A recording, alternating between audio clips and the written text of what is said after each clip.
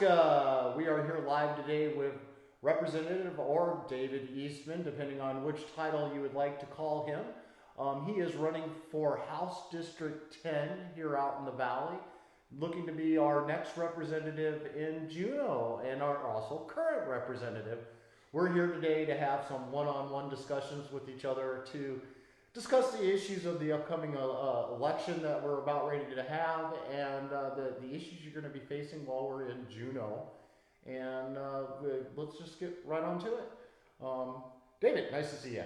It is, and really appreciate you taking the time to do all these interviews with candidates. I know there's a lot of races where there aren't really any debates, and there really isn't much in the way of in-depth conversation on the issues. So appreciate that you take the time to make that possible, because I know there's a lot of folks out in the valley that really appreciate that, and I'm one of them. Oh, I'm happy to do it. I always blame my problems when it comes to politics and actually being involved. It's as the rest of the nation always likes to say, it's all the President Trump's fault. If it wasn't for him, I would never have gotten into politics. So District 10, what area does that cover? Yeah, so that's mostly the rural Mat-Su is what Juneau would call that. That's the western part of the borough, starting basically at the Palmer boundary on the west side, going west and north. So it goes around Big Lake, captures pretty much everything outside of Wasilla and Big Lake. That's a pretty large area there that you're covering. Let's just get right on into it. I've got a lot of questions here to ask you. I'm sure you have a lot of things that you may want to cover yourself today. And so this is just going to be a free-for-all, so to speak, of two people sitting down, just discussing whatever pops into their mind. And I think we'll get right into because of you were participated last night in the binding caucus Zoom meeting that was presented. Yes, I was there. And the binding caucus, or as I always like to put it on my page, is the legal binding caucus. Controls our government there in Juneau and the decisions that are being made, and that's basically 17 people, if I understand correctly, but in combination of the House and the Senate that ultimately are in control of the caucus vote. No, actually it would be an improvement if it was 17 people. It's usually just 3 or 4, honestly. So basically 3 or 4 in each one, or just all together, or? Yeah, the way it's devolved to, because it really has devolved, is you generally have a couple of people in each body, and they, through either some enticements or intimidation or bullying or all the above, kind of run the show. A good example would be one of my own questions that I have here is our permanent fund dividend. And I understand that in the Senate they had passed that we would have got our $1,000 stimulus, which was a partial repayment of what they had taken from the permanent fund the year before, and then the additional $1,000. And then when the House and the Senate met jointly to discuss the state and capital budget, miraculously that was completely stripped back out of the budget again. Even got together, the House and the Senate, and they met after that both had approved their versions of what they were looking for. They got together to finalize that final bill that you all got to vote on. What happened there? Mm-hmm. I mean, I understand it clearly, but I think it would be easier for you to explain why that got pulled back out of our permanent fund. Sure. Well, one of the reasons I really appreciate you're doing these interviews is because it helps to bring people into the process and give clarity to what's going on in Juneau that a lot of folks in Juneau would rather not have, unfortunately. So if the water bottle is Juneau, there's this giant dome around it, and that generally takes the form of the binding caucus. And it acts as an impenetrable barrier between what the people, from the Mat-Su are asking for and wanting, say with the PFD, and what the special interests in Juneau have already decided is going to happen.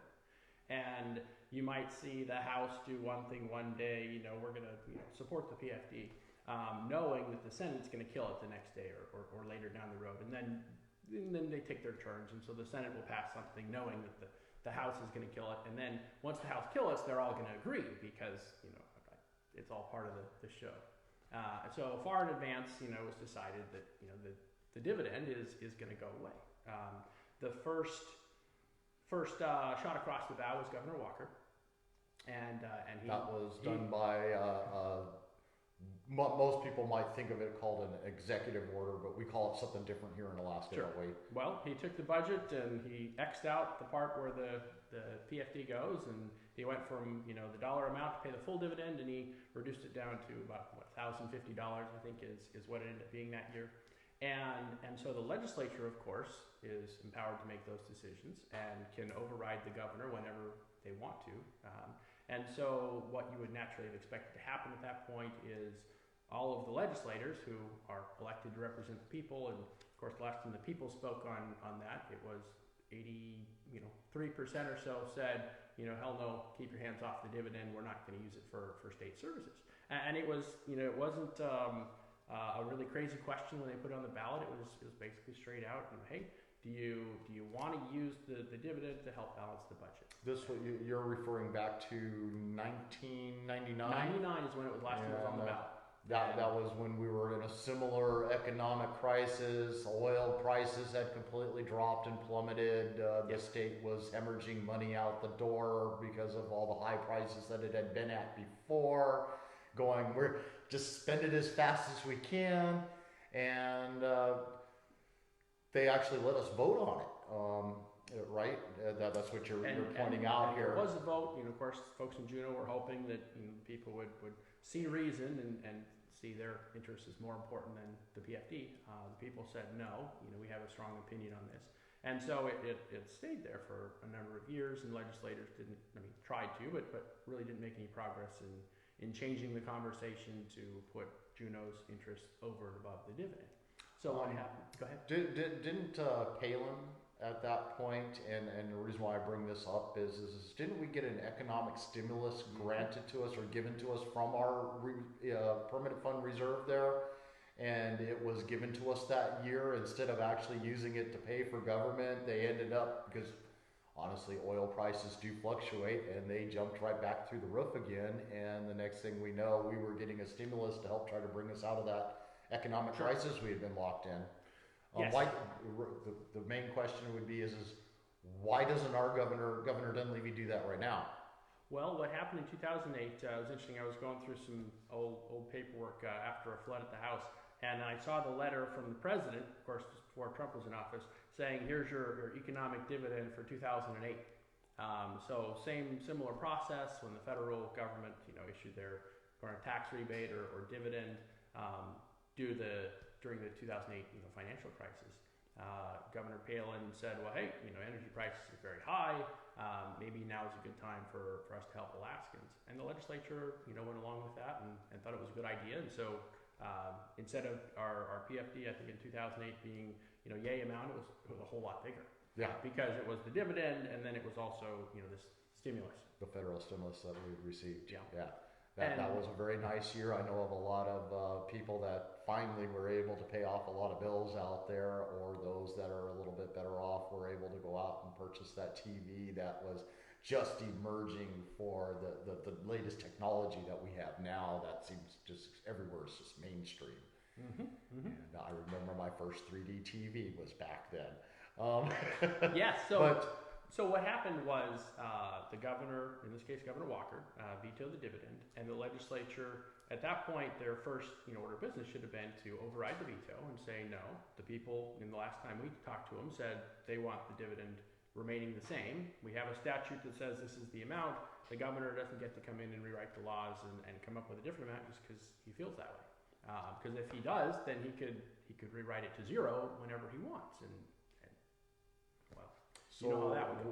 What happened with legislator? I mean, I think we would, for our audience purpose here is I want to point out that we're currently talking about the binding caucus and the illegal binding caucus, as I always put it, in Juneau, and how just a very limited number of people out there are making the decisions for all 60 people.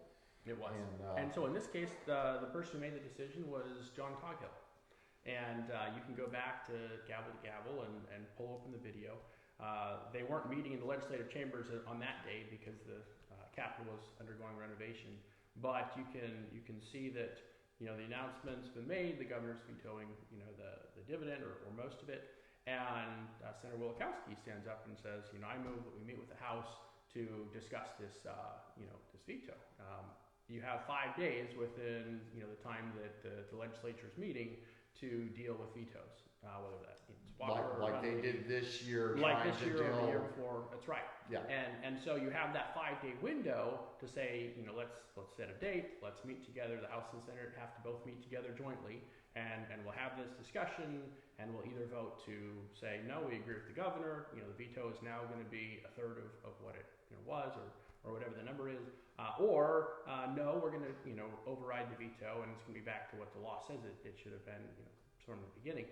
And so Bill Wielechowski gets up and makes that motion, and it's interesting because there's no real reason not to accept the motion and not to have that meeting, not to at least have the discussion. Whatever side you're on, maybe you like the dividend, maybe you think the dividend's a terrible idea, but to at least have that conversation and have the legislators be able to get up and represent their districts, whatever that district says. You might find that the folks from Juneau, for example, are maybe not so hot on the dividend, but folks from where I'm representing, this is before I was in the legislature, but certainly folks from Wasilla or elsewhere in the Mat-Su are going to be very much in favor of the dividend actually going to Alaskans rather than wherever the Juneau wants it to go. And so that would have been naturally what would have happened, but that's not what John Coghill says. And you go back and watch the video, and John basically says, well, I don't feel like we should do that. I think we should let the House invite us to do it rather than us inviting the House to do it, because there's some custom or tradition for that, and don't they normally do it anyway? So we're just not going to have that conversation. And that's odd enough because is that a very good reason not to at least have the conversation? No. But what's revealing, what goes back to the Binding Caucus, is that once he says, hey, no, I'm basically voting not to have the vote and not to meet with the House, and Bill says, well, gosh, that seems bad. We should vote on this. All of the Republican senators line up behind John Coghill and say, no, we're not going to have the vote. No, we're not going to ask the House to meet to discuss the dividend. And in effect, no, we're not going to override Governor Walker's veto. We are going to leave the dividend at $1,050 and now set the precedent going forward that the governor, whoever the governor is, can do whatever he wants with the dividend. And we're not going to actually fight back and say that the law should be enforced.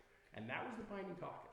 And I think for clarity here, how did one person, John Coghill is the example that we're putting onto the pedestal for everybody to focus on here, how did his one opinion that he is voting no have every single Republican at the time and Democrats too? It was a bipartisan effort that happened there to fall in line. Well, that is an excellent question, and there's probably not a short answer, but I'll give you the first part that I know, and that is that it's kind of a little known secret that legislators in Alaska leave their parties at the door when they get elected.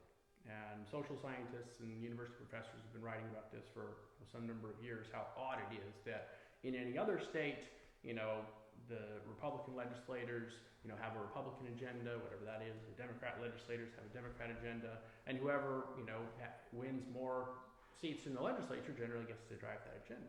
Well, that's not the way the process has been going here in Alaska. Since statehood, and the Democrats were in the majority at statehood, but since statehood, you've had a situation where as soon as you're elected, you now kind of set aside all those things, and now you look to whether or not you want to be in the majority or in the minority. And that's not reflecting who was elected in terms of Republicans or Democrats. That's reflected who has a greater interest in being in charge. So it's kind of like a power and control. Those in the Power, majority influence, titles, even committees, even silly things like parking spaces, could be thrown into it. staff.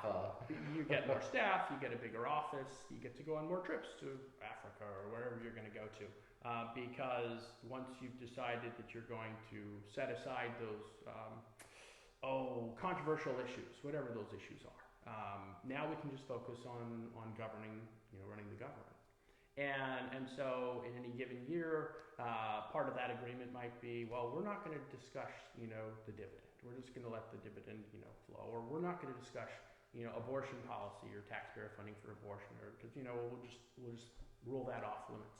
And so you have basically these fence posts that say we're not going to actually represent the issues that the voters probably think we would. If you're a Republican, things like in other words, what they ran on, what they said to us, limiting government and all those sorts of things. Community groups, town halls. You'll talk about those. Everybody talks about those to make sure you appeal to the voters and you signal, what your thoughts were. Basically what it comes down to is here's the kind of legislator I would be if we didn't have a binding caucus. But we do, so now I'm not actually going to vote that way. And so again, you have this dome that surrounds the Capitol, and any time the people want to have a voice in there, they basically have to go to one of the 2 or 3 people that are in charge and convince one of those 2 or 3 people that their cause is worth supporting. It needs to be on the agenda. And that is not how democracy is supposed to work. That's not how a republic is supposed to work. That just is entirely. We have 60 elected officials there, 20 in the Senate, 40 in the House, and 3 people and by my numbers, I have a total of 7 myself that I can name in both the House and the Senate, that whatever these people say is going to happen, everybody else, that all the other 53 legislators that are there, because they signed into this binding caucus, their vote has already been handed to those 7 to decide how and what's going to be voted on. Yes, so what the binding caucus does is it's basically a repudiation of the U.S. Constitution and the Alaskan Constitution, which is very similar. Because the U.S. Constitution, you go back to when they wrote it and explained why they did, they said power should not be concentrated. It needs to be broken down into 3 separate branches of government. And since the branch that's going to be most powerful, the only branch that can impeach the other 2 branches, is the legislature, that needs to be especially diversified. So whereas you might have 9 people on the Supreme Court and 1 president, we can't have just 1 or 9 people in the legislature. The legislature needs to, in the case of Congress, it's 435. In the case of Alaska, it's 60. And that's because most of the power is actually in the legislature. If you want to cut funding to something and kill it, the legislature is the place to do that. And we've seen a lot of evidence of that over exactly. especially the last couple of years with the recall that's going on, and every time we turn around, our own legislative branch is suing our governor. And stalling any sort of progress to move forward. Or find somebody outside to sue the governor and exactly. Their hands aren't on it, but they still get what they need. They still get, the end result is still the same. It's the same people that are suing on their behalf, just not saying it's them. Sure, exactly. So the Constitution was set up a certain way, and we here in Alaska, some special interests decided that no, that's really a bad idea. That's very inefficient. If you have to actually go around and get 32 votes out of 60, which is what the Constitution requires, and you've got to convince every single one of them that whatever bill you're passing is really important, worth signing, and whatever budget you're trying to pass, well, it's actually for the better of the state, then that would take too long. So what we really need to do is sort of rewrite the Constitution unofficially, and we'll unofficially say, really, it should be like no more than 5 or 6 people who should be making all those, important decisions. Like, all right, how to change, bridge names and street signs. Okay, everybody can be part of that conversation. But if it's really important, like the budget, then it should go to this small group of people, generally the finance committee, and those people will figure it out for everybody else. And then everybody else, through the binding caucus, is now committed to supporting whatever those people came up with. That's what the binding caucus is. It's just a way of getting around the Constitution. So to help clarify, and when you look at the House and the Senate, you would think it's such a disposition of power between the two, because you've got 40 people in the House, and then you've got only 20 people in the Senate.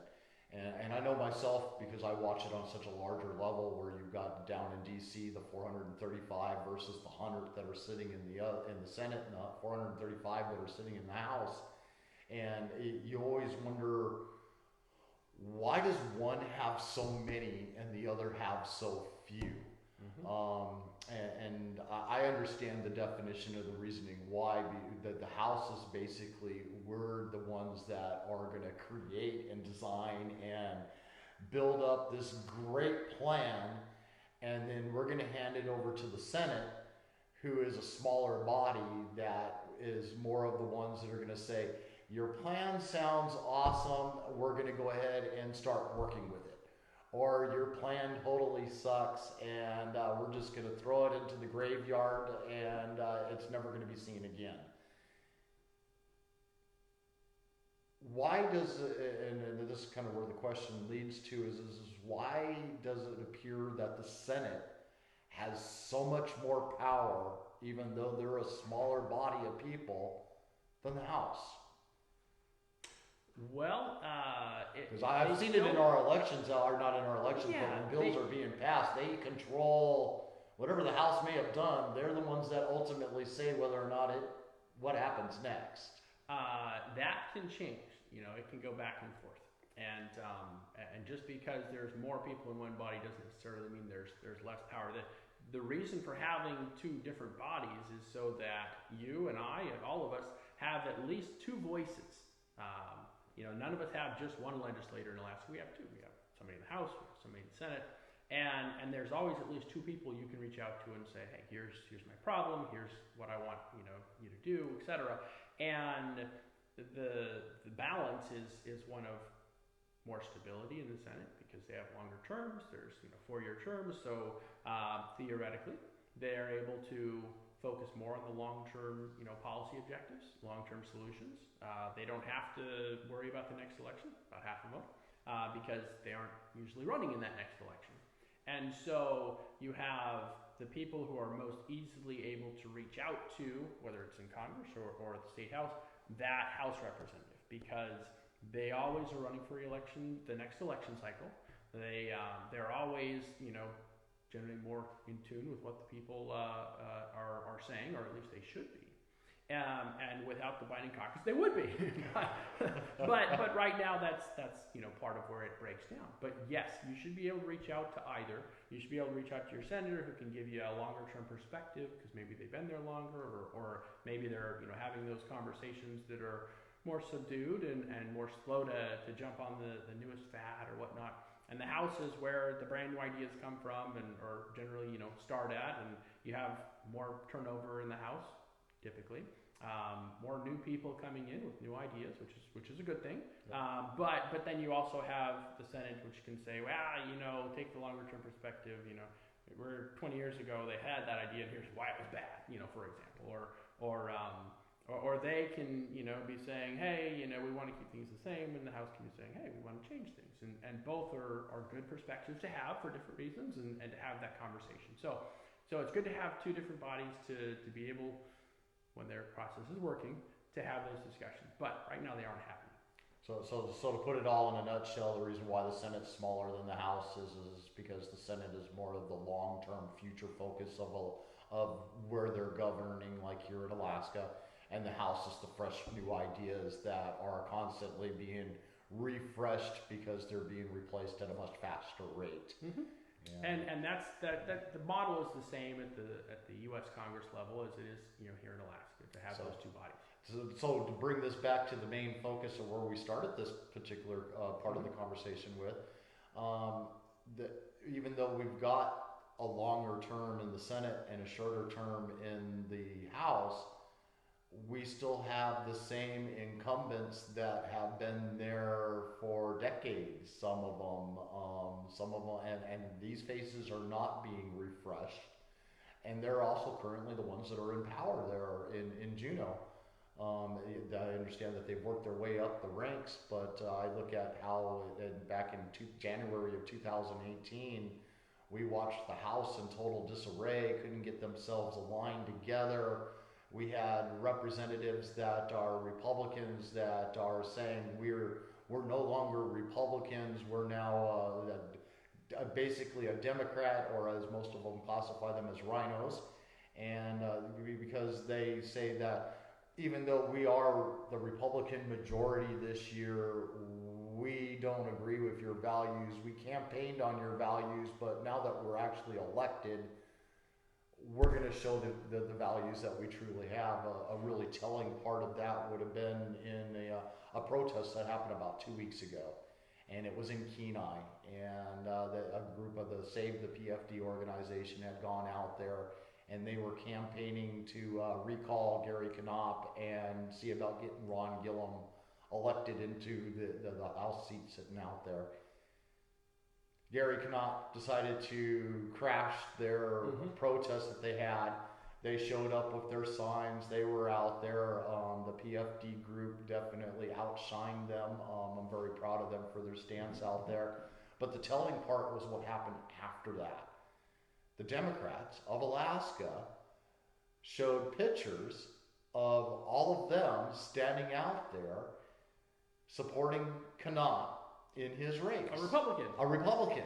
The Democrats, and they're openly, publicly celebrating him running again in this year's election, and don't hesitate to hide where his true allegiance have lied before. And this is the problem that we had when back in January of 2018, him and several other Republicans, in name only, decided to do the exact same thing. They campaigned on Republican values. They're doing it again this year. I'm seeing a lot of them out there. The smear campaigns are starting to go left and right, especially with the ones that they know they have challengers in them that have a real potential of taking them out this year. So they're looking for any little thing, even if it's only a 2-second clip. They're going to cut it out, and that's all they're going to show and spin their narrative behind it. I even recently, Politadick made one of their news articles, which I was very proud of, because I was out there filming the Black Lives Matter event. And but to bring this back to the circle of the binding caucus, because they handed the control over to the Democrat Party again, even though we had the majority, the Republican Party had the majority inside of the House. They turned around and caucused using the binding caucus now, after they had formed, but they caucused with the Democrats. Caucus is not a bad word, is it? I mean, I don't look at caucus as being a bad word. You and I agree about something, we're going to caucus together to see what we can do to tackle this problem. But in the end, for what we caucus to, if you divert in a direction that I don't like, or I divert in a direction that you don't like, you're not committing your vote to what's not liked. But the binding caucus, on the other hand, if we were in the binding caucus together, and we'll pretend you were in the control of the binding caucus and the paperwork there, and I totally take everything in a direction that we'll say the majority of Alaskans would have loved to have seen happen. But you, on the other hand, decided to caucus because you control the caucus, and this is a very limited example of a binding caucus of what's happening in Juneau. But because you control it, even though my changes was for the majority, you control my vote. So when it comes time to go up to the thing and press that button to say yay or nay, even though you stripped out everything that was there that would have been for the majority, and I don't want to do that no more because I'm in that binding caucus, I still have to hit that yay button. Well, you never have to vote anyway that you don't want to, and frankly, you shouldn't be voting ways that you think are going to injure the people you're elected to represent. But if I don't vote yes, what happens to me? Yes, so if you don't vote yes, then you can expect Juneau not to like you very much. And coming from personal experience, that will happen when you vote conservatively. That would in a normal circumstance, I could accept that. Sure. But what else happens? I mean, it's not just people not liking you anymore. And how they demonstrate that they don't like you is really where it's at, because they demonstrate that in all sorts of ways. On the low end, maybe they'll say you can't spend as much on travel this year or something like that. And I think, one of our Valley representatives might have had that happen. And well, on the high end, they'll say, hey, we hate your guts and we're going to kick you out of the legislature because we just hate you so much. Those kind of threats are being made as well. So all along the line, Juneau, and I just say Juneau because that's really where the special interests are congregated in this state right now, has an agenda. And we don't like to talk about it maybe so much, but they do. And that agenda is what you're seeing, play out when John Coghill gets up and says, hey, we're just not going to have a vote on repealing, or overriding the governor's veto. And so I would encourage all of your listeners to look past John Coghill and see the fact that it's not John so much, it's the interests that he is epitomizing in at that point. It is what the lobbyists and the special interests are advocating, and it just so happens that he was the one holding the gavel at that particular moment. But if it was Kathy Giesel or someone else, they would be having the same type of conversation. And the vote would end up the same way. And Juneau's quite willing to let anybody hold the gavel as long as they vote the right way.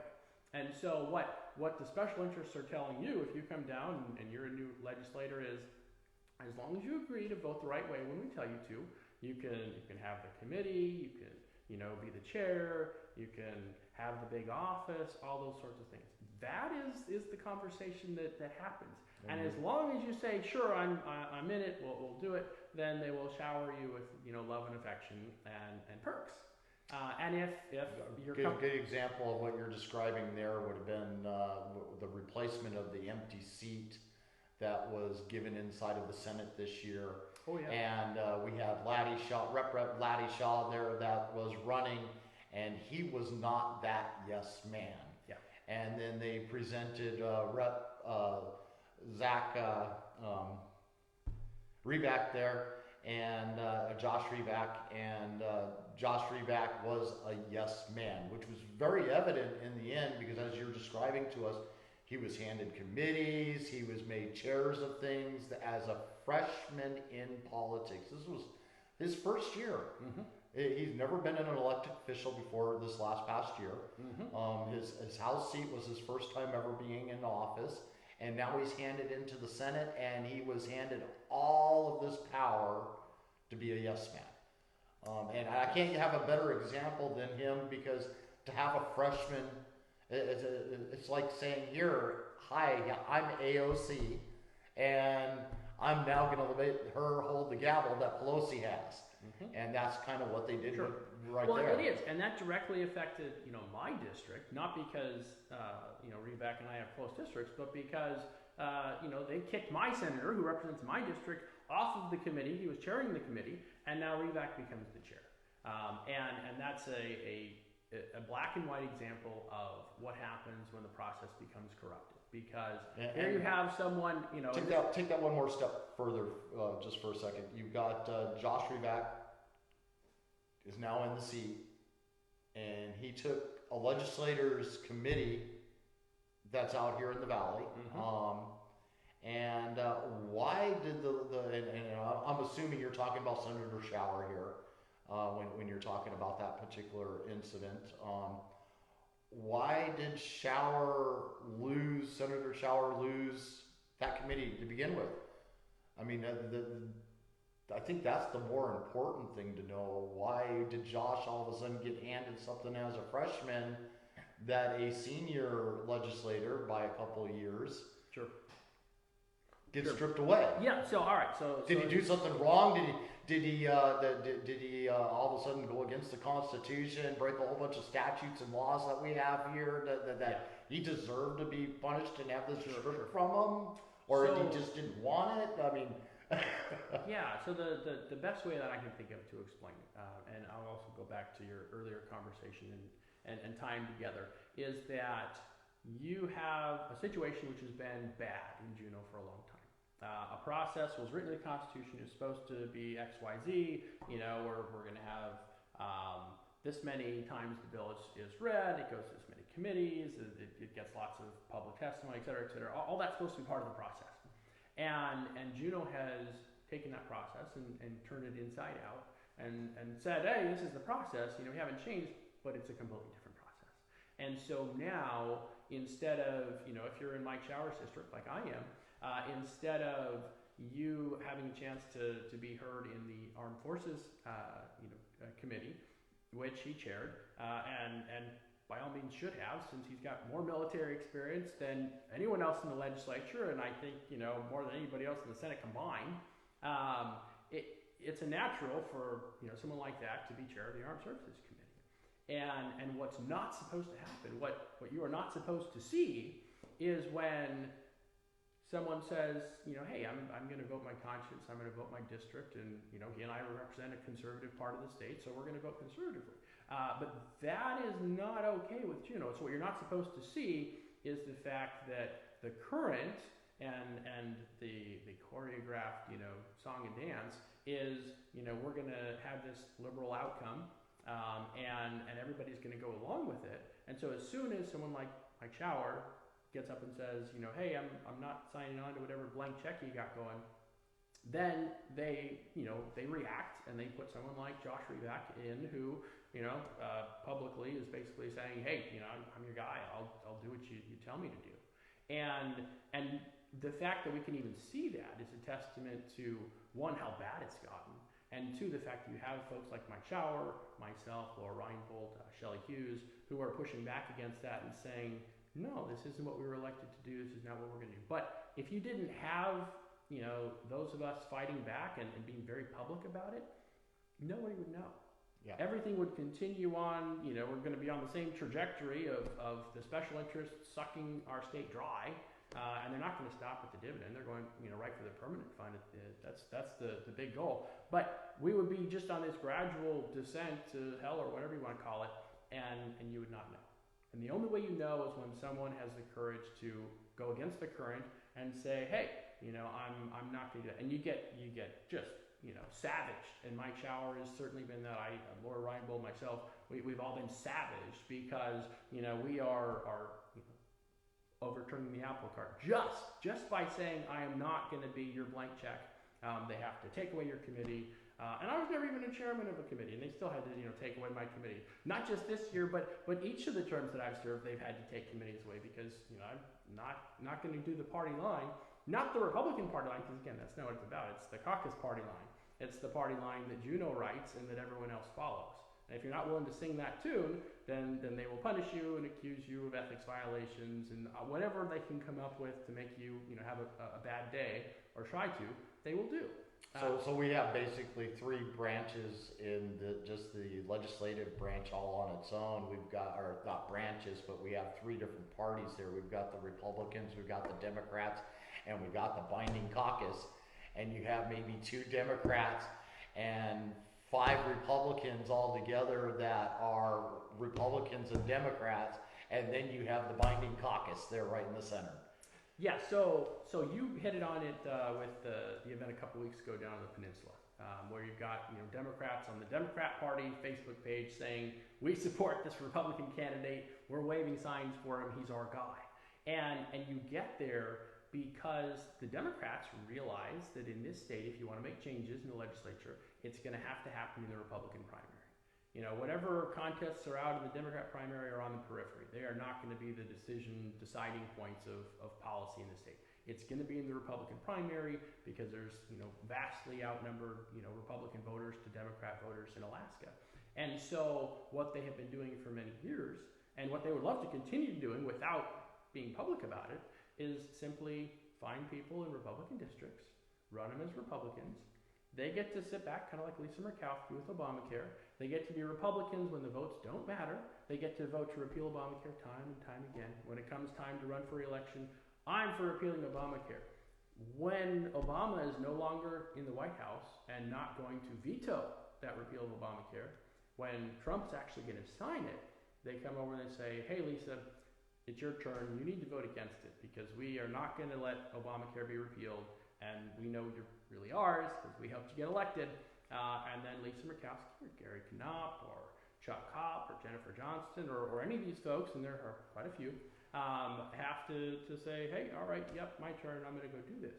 Because they were not elected the folks that put them into power were not the folks that voted for them. Exactly. It was the special interests in Juneau. So you've got a Republican Party, a Democrat Party, a Juneau Party, and I think the best little example of the Juneau Party is a comment that Gary Knott made, here after this last election, when he said, hey, we need to form this bipartisan caucus because we need to have a counterbalance to the Dunleavy agenda. And it's interesting what, when you actually unpack that, what that means. It means that there are enough Republicans in the Republican, part of the legislature and Democrats that are willing to come together to oppose the Dunleavy agenda, which was a thoroughly Republican agenda. And so it's not just Gary, and it's not just Chuck, and it's not just Jennifer.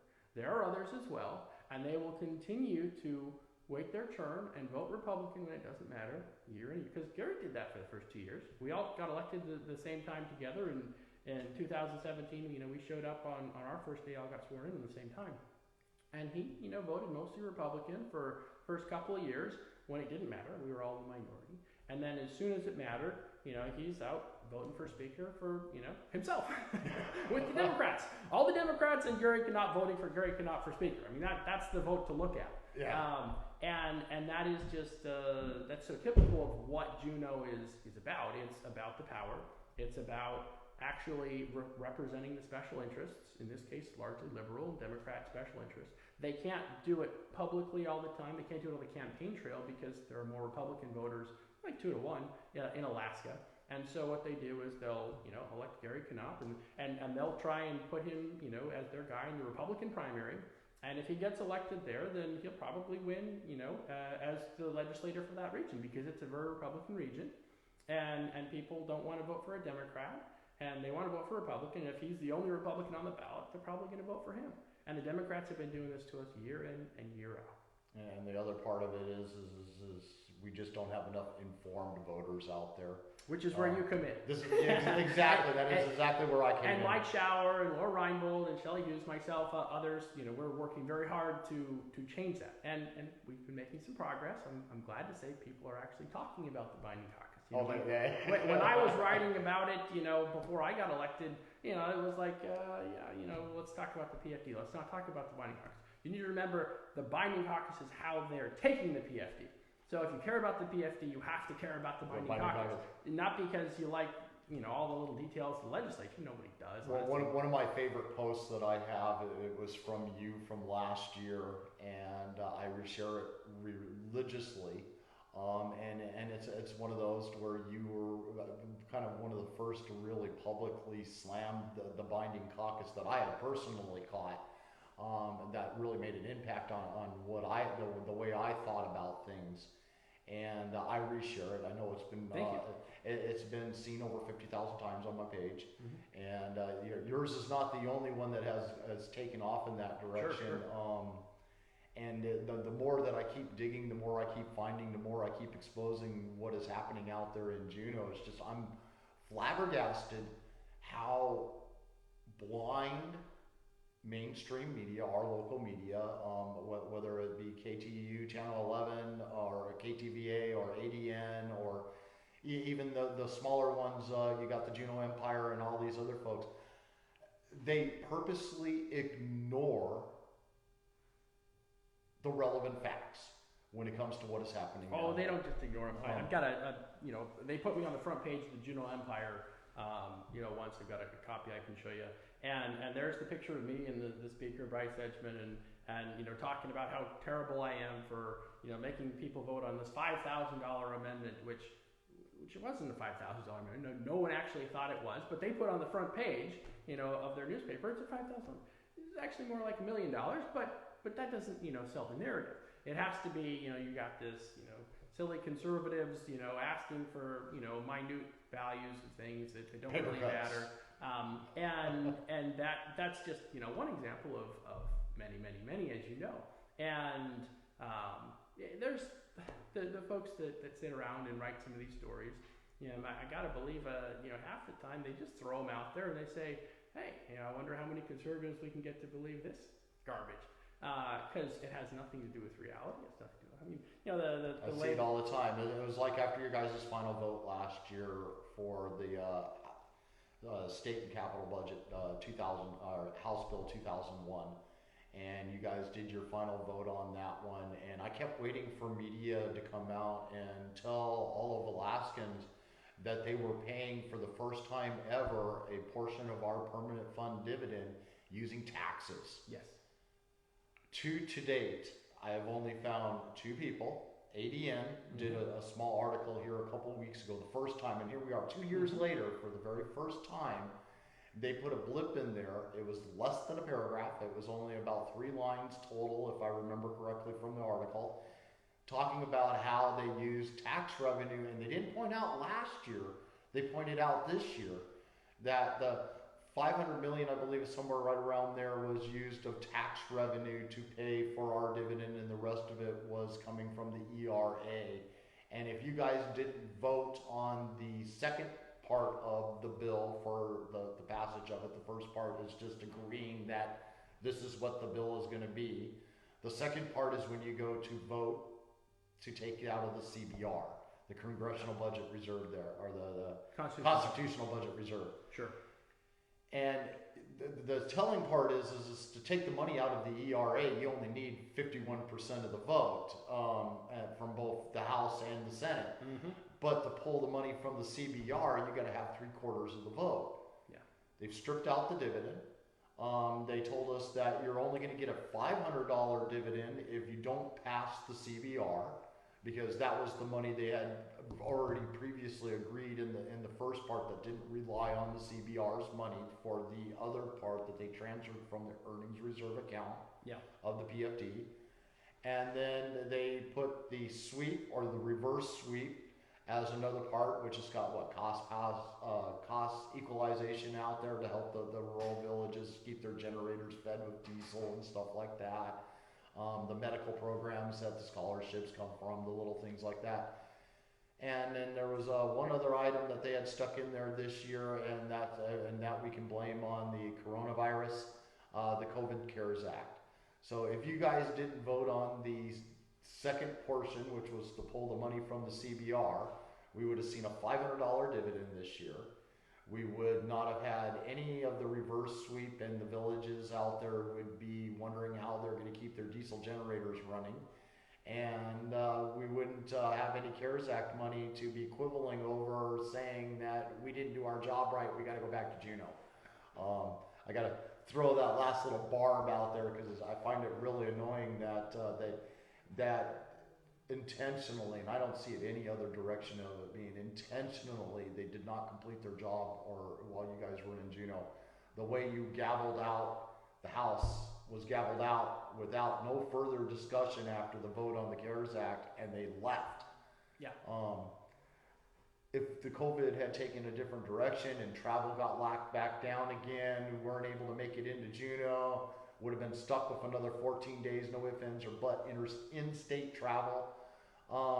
You guys would have been hamstrung, unable to even show up in Juneau because you would have had to sat in your hotel rooms or whatever place you were at for 14 days before you could even go in and have that vote. And all it would have took for you guys to do it was approve remote voting to be done telephonically or through Zoom, or because majority of the legislators out there are in driving distance of Anchorage.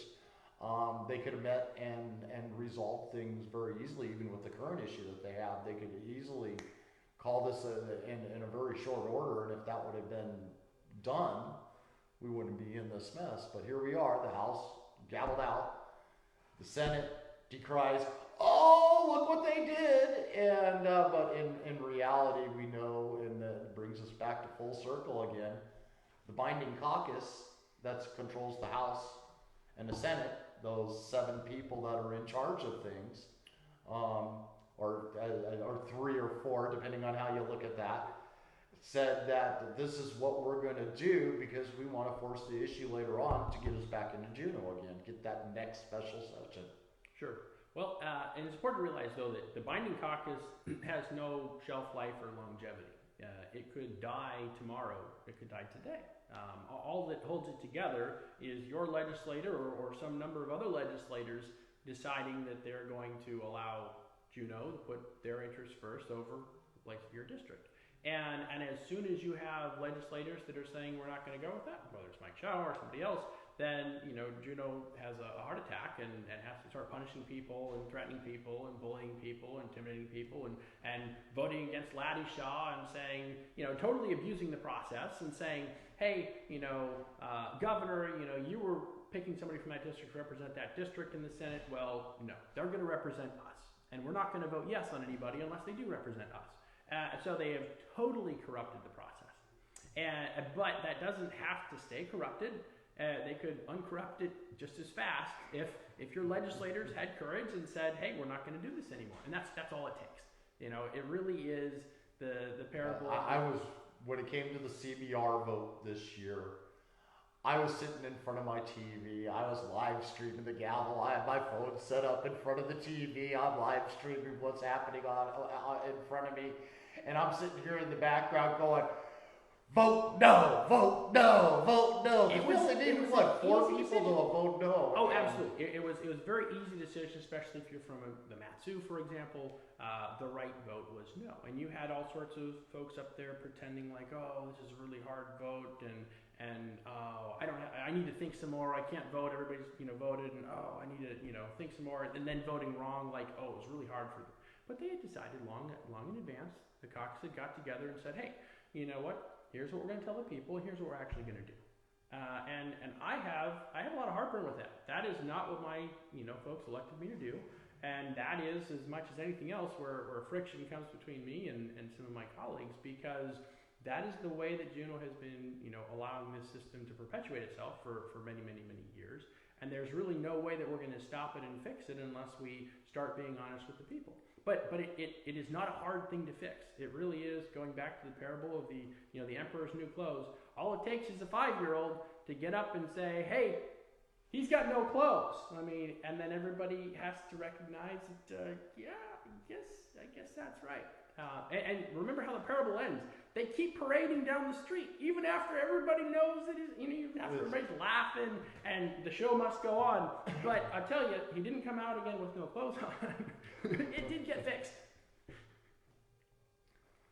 So we pretty much, I think we've covered the binding caucus very well here, and anybody that's tuning in today, and I know we're going to have a lot of people on this particular interview here that are going to be watching this one. I've had a lot of interest in getting you sit down and actually talk.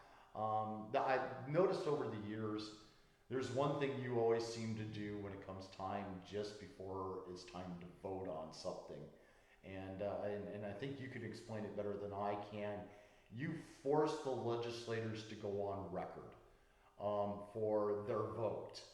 And so explain to us what exactly that is and why is that so important for the process in both the House and the Senate? Yeah, so I'll give you, let's go back to what we were just talking about when they created this, god-awful PFD. We're going to pay the PFD from taxes, and you have to vote on the CBR to have any part of it, and nobody was talking about that. And there wasn't any competing bill. That was kind of the only thing, on the docket. So going to the special session is when this was really coming down. Tammy Wilson had put out this monstrosity, and they were going to be dealing with that in the Finance Committee. And like you said, the media wasn't picking up on it. They weren't talking about that. You had to go to my Facebook or maybe another legislator's Facebook. I don't even know if anyone was covering it.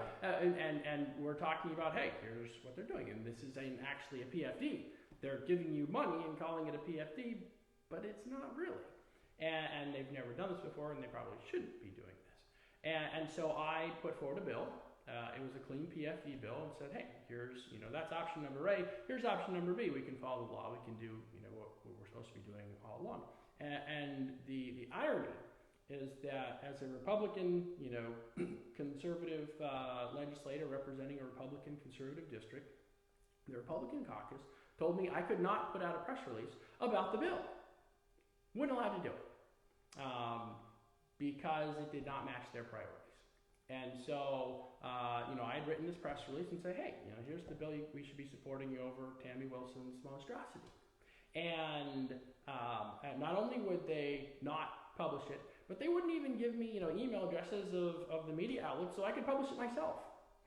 I mean, that's the level of pettiness and control that they try and impose So on alternative legislators. views are to automatically be squashed, labeled as fake news, buried into the That's back right. page behind the obituaries. We don't want that bill to exist because we don't want to have another option. I mean, that's what it comes down to. We don't want to have another option. We want to be dealing with this bill. If you create another option, well, gosh, we might have to vote on that option. We don't want to do that. And there's a lot of things that don't have to get voted on because it's not timely or helpful. But there are key issues that we really do need to have an opposing option on the table so people can see that, oh yeah, there's something good they could actually be doing. Their hands weren't actually handcuffed behind their back and whatnot. And the more recent example of that was when the CBR vote was coming down the pike at the end of this last session. And that was a situation where there was some back and forth over, are the Republicans going to surrender on the CBR vote, or are they going to hold fast? And of course, there were lots of press releases over the last 2 years. I was hoping they were going to hold fast. But, well, there were lots of press releases over the last 2 years about, we held on the CBR, and boy, that was, really where we, basically praising themselves for holding on the CBR until they didn't. Always until they didn't. You're talking pre-Dunleavy. No, I'm talking Dunleavy. I'm talking Dunleavy's in office.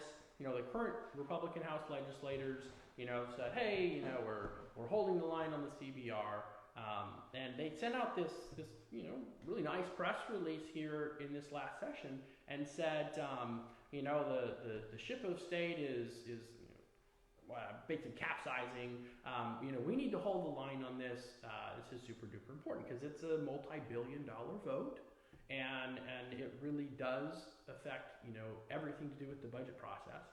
And the position to take from a conservative perspective is not to give the CBR vote to the Democrats because they're killing the PFD. They're funding all sorts of awful stuff. And when you give them your vote to do that, you're now doing it. And why would you do that as a Republican? I mean, there's not really any good reason, especially when, it's one thing to say, hey, Democrats are over here, we're over here, we came up with a compromise so that, we can, see for the best of the state, this is what we're doing. That's not what happened. So basically, the reason why, this is what I personally know for a fact that it is the truth, is that you've got these legislators, these Republicans that like you're describing here at the CBR vote, the final vote to pay everything out, and you've got Republican legislators that say that they're giving their speech, they're throwing out their campaign stuff. You can see it on the majority page of the Senate, the House majorities page over there, and they're all praising themselves, how they did the best that they could. They towed the line. They fought hard for us, but we voted anyways to go ahead and do it. Even though we claim we've given this gallant fight until it came time to hit that yes button or that no button. Sure. Well, and that whole series of events is such a great example because it was obvious what they were going to do. It was obvious they were going to surrender. The Democrats knew it. Everybody knew it. They're not going to hold line. And so since the Democrats already know they're going to surrender, they can do whatever they want. There's no organized opposition. There are Republicans, but there's no Republican organized opposition to the Democrat agenda in the legislature, which is a difficult thing. So basically, the minority that is running the actual majority. It's not. They're just kind of what it makes it sound like. But they're not actually opposing anything, not with any credibility, because everybody knows they're gonna fail. To the point where 2 days before, I called them out and said, "Hey, are you guys going to fail again? Are you guys just going to surrender again? Are you guys going to say, hey, rah, we're going to hold the line and then do nothing and give them everything again?" And so they responded with this press release and said, no, we're going to hold the line. And 2 days later, all gone. Complete surrender. And then the new press release is something along the lines of, they threatened to withhold COVID money, so we just had. And the other half of your PFD. And the other half. And the reverse sweep. And so they were bullying us and intimidating us, and boy, we just had to vote with them because it would have hurt so many people if we hadn't. Which is a really pathetic place to be from a negotiation perspective, because one, the other side already knows you're going to cave, so they can do whatever they want. And you already know you're going to cave, so the press releases you're putting out about not caving are all very disingenuous, to the point where I can say, hey, you guys are going to cave. It's obvious to everybody. And then, you know, if you're in a position where you're in a negotiation, and as you cave as soon as the other person says, I'm going to do something worse, when are you going to not cave? Because there's always something worse they can threaten than whatever the worst thing is that they're already doing. And so they threaten something worse, and then you support the less worse thing. And then, you know, that's not enough, so next year they threaten something even worse than that, and now you're, you know, 2 steps behind supporting that. That's how we've gotten into the situation we are in this state. I have a really good example of what you're describing here. It happened to be the veto override that was this year. And you guys all, within the first few days, did this mad panic, got together both the House and the Senate into one big room, and you guys are all going to vote on the veto overrides. And I'm listening to the speeches being given by each legislator one by one, and you can find the video on my YouTube account, and it's also on Facebook.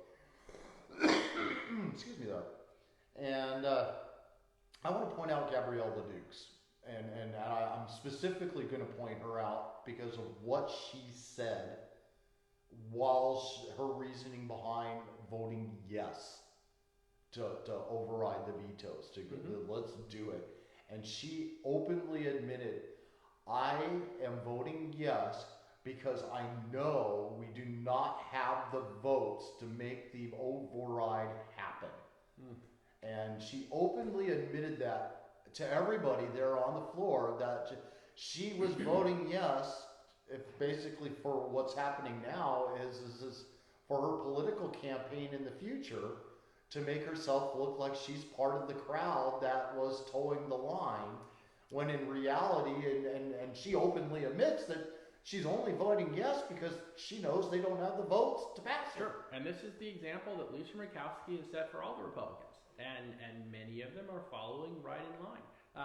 And it was very sad going back to the CBR vote, because even after the CBR vote happened and we, you know, sold the farm to the Democrats, what happened was those here in the Valley who voted against it, a lot of them got, you know, lots of pats on the back. Thank you for holding the line, even though you lost. You know, thank you for voting the right way and representing, you know, the Mat-Su, because Mat-Su was pretty, you know, clear about where they wanted to go. And then you had legislators who voted against the CBR, who got the pats on the back, who, you know, supposedly held the line, who came out and defended the legislators who voted to take the CBR, the other Republicans, and said, you know, hey, you know, we kind of cooked the books on this one. We already figured out that we were going to give it the votes to them. So then it was a question of which of us got to vote the right way.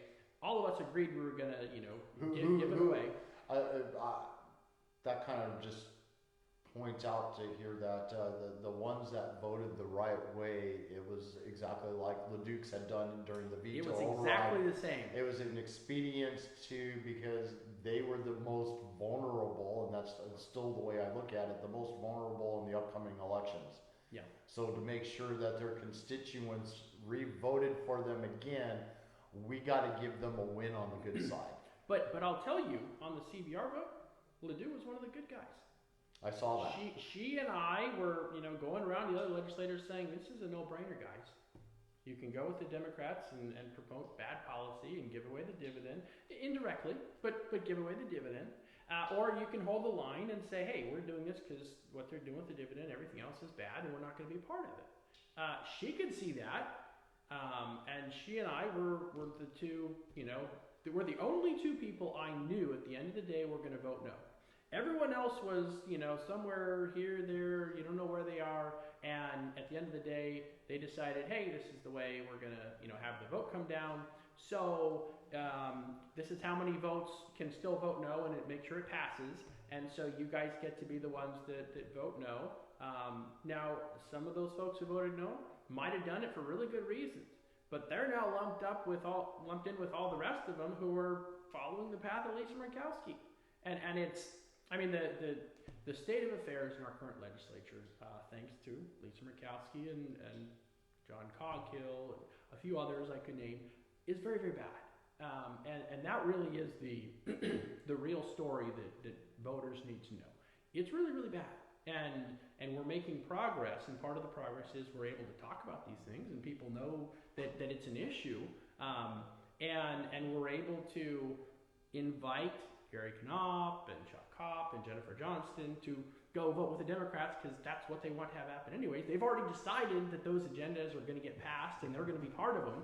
They wanted to do it from the Republican side of the aisle and blame the Democrats. And we gave them an invitation this time to say, no, we're not going to be part of that. And of course, I take a lot of flack for that. But by virtue of just saying, hey, I'm not going to be part of the binding caucus, they decided, well, we're going to go form our binding caucus somewhere else. We're going to go, do it with the Democrats. And now they're using that to threaten all the other Republicans. And by the way, we're going to do that next time too, unless you join our binding caucus. So if that kind of threat is something that you as a legislator are going to buckle under, then my word is get out. That's not the kind of legislator we need in the legislature right now. We need people who are going to hold the line, who are going to vote their conscience, who are going to vote their district, and are not going to say, oh, well, gee, when in Rome, do what Rome does. I guess I'm just going to go along to get along because everybody else is joining the binding caucus, so I have to. I mean, we know how that movie ends, as my old commander in the military would say. So let's not play it over again. Let's just figure out a different way of fixing this problem. Big elephant in the room is every year we've got 3 of them that are out there and then we can lump 2 of those into the same category, but I'm going to break them apart as 3 different areas. We have early learning in K through 12, and we'll just go to my notes here just because it makes it a little easier to pull out the numbers. Early learning in K through 12. In 2018, we were roughly right around $1.24 billion is what I have for what the budget was for K through 12 back then. Currently, our budget is sitting at around $1.3 billion, so we've got a $600 million increase in just a 2-year span in just K through 12. We've got the University of Alaska. University of Alaska 2 years ago in 2018, they were reporting roughly right around $900 million was what their budget was for the university. Governor Dunleavy did a negotiation in 2018 with the president who's no longer there because he's not woke enough. And they were able to negotiate a $75 million decrease over a 3-year period. We got 1 more year to go before you legislators, so to speak, in my mind, would be able to say, oh, time to put all those cuts right back in again, which I hope doesn't happen. And then and let's just focus on just those 2 for the moment, and we'll get to the third one here in just a little bit. But when it comes to early learning in K through 12, we got a $1.3 billion budget. We've had the COVID-19 hit this year, and it decimated our school system. Schools were shut down. Everybody was told to stay home. You can't go to school. A few weeks later, they come out and say, we've come up with this grandiose scheme to step into the 21st century for the first time ever, and we're going to do virtual classrooms. I know of only 2 schools, might have been 3 at the time, that were already virtual to begin with. And but they were still meeting in the brick and mortar school system. Mm-hmm. And so those schools did phenomenal. I've looked them up, all 3 of them. They 9th through 12th grade graduation rates were moving on to the new years, or actually moving out of school system completely, was higher than they had ever done before. Students were participating because they were already using tablets before this all began. They knew how the system worked. The only difference for them is they had to meet up with their teachers once a week in Zoom classes, and that was it. Other than that, all of their work was already on the tablets. They had been doing it since day one. For them, this was a simple process, a simple changeover. My own child is a product of this type of a school system, so I have got very good hands-on experience for the virtual classrooms. Her biggest complaint is no longer being able to see her friends in art class. Mm-hmm. And it had to do with the extracurricular or extra stuff that you would normally get to do. It could be from playing baseball, football, basketball. Those were where the complaints were coming out of it. It had nothing to do with the actual education that they were getting. It was all the other stuff that came along with the education that you would get in a brick and mortar school. We are almost dead last in the education in the state of Alaska. We are dead last out of 52, that's including Guam and Puerto Rico, when it comes to third graders. And when it comes to our graduation rates, we are at 49th out of 52 for the state as a whole graduating in the system. And we do this at the fourth highest cost in the nation. So out of 50, we were ranked at, the last time I looked at, we were 46 for what our spending is compared to everywhere else in the United States for what we pay per child. We have a school system up in the further north that has 6 students in it that is costing $139,000 per kid, enough to send them to Harvard, all 6 of them to Harvard, and cover their 4-year education there at Harvard for what it costs just in 1 year. And it's just absolutely amazing that we're giving a Harvard education to 6 children. But if only we were giving them that Harvard education. And this is a school that does not report to the NEA or anybody else for what they're doing for their curriculum, how well their students are scoring or anything. Their grades are not in the system like they would be if you're in ASD or in the Mat-Su Valley, or if you were in the North Star Borough District in the populated areas like Fairbanks. Yeah. Versus the more rural you get, the less accountable you are for the education that you're receiving. But they're receiving the highest per capita spending that is just astronomical. Barrow, Ugatovic, I broke down their numbers the other day, $28,000 per student there. And to be able to get an education in Ugatovic. But here in the Mat-Su Valley, it was $13,000, $14,000 right in there per student. I mean, double to what it is in Ugatovic to what it is to be able to get you an education here. And so the COVID hit. We went to the virtual classrooms, and everybody's saying, it's not working, it's a disaster. Public media, they had a nice long hour broadcast with the superintendent of schools and a couple of other people that was involved in it. And I had thrown out there the virtual classrooms, we need to make this a permanent solution out there. They're slamming me left and right, saying that I'm just another nut job that doesn't know what he's talking about. I get that a lot. Anybody that tries to put out, like you're describing in Juneau, puts out a dissenting view from what the established norm is supposed to be, you're vilified. Fun statistic that came out of all of this. Anchorage School District, and they're the only school district that I've seen that put out any, I should say one of the local media had actually produced something to show what had happened for the graduation rates in school. 9th through 11th dropped. They had less students graduating. This is why they had to extend the school year out a little bit longer than what it was supposed to be, so that to try to get more people to be able to pass. And they were not using the pass and fail. If you were below the 9th grade, 8th grade or down, they were basically pass or fail. If you were passing beforehand, you're still passing. Okay. If you weren't passing, then you need to participate.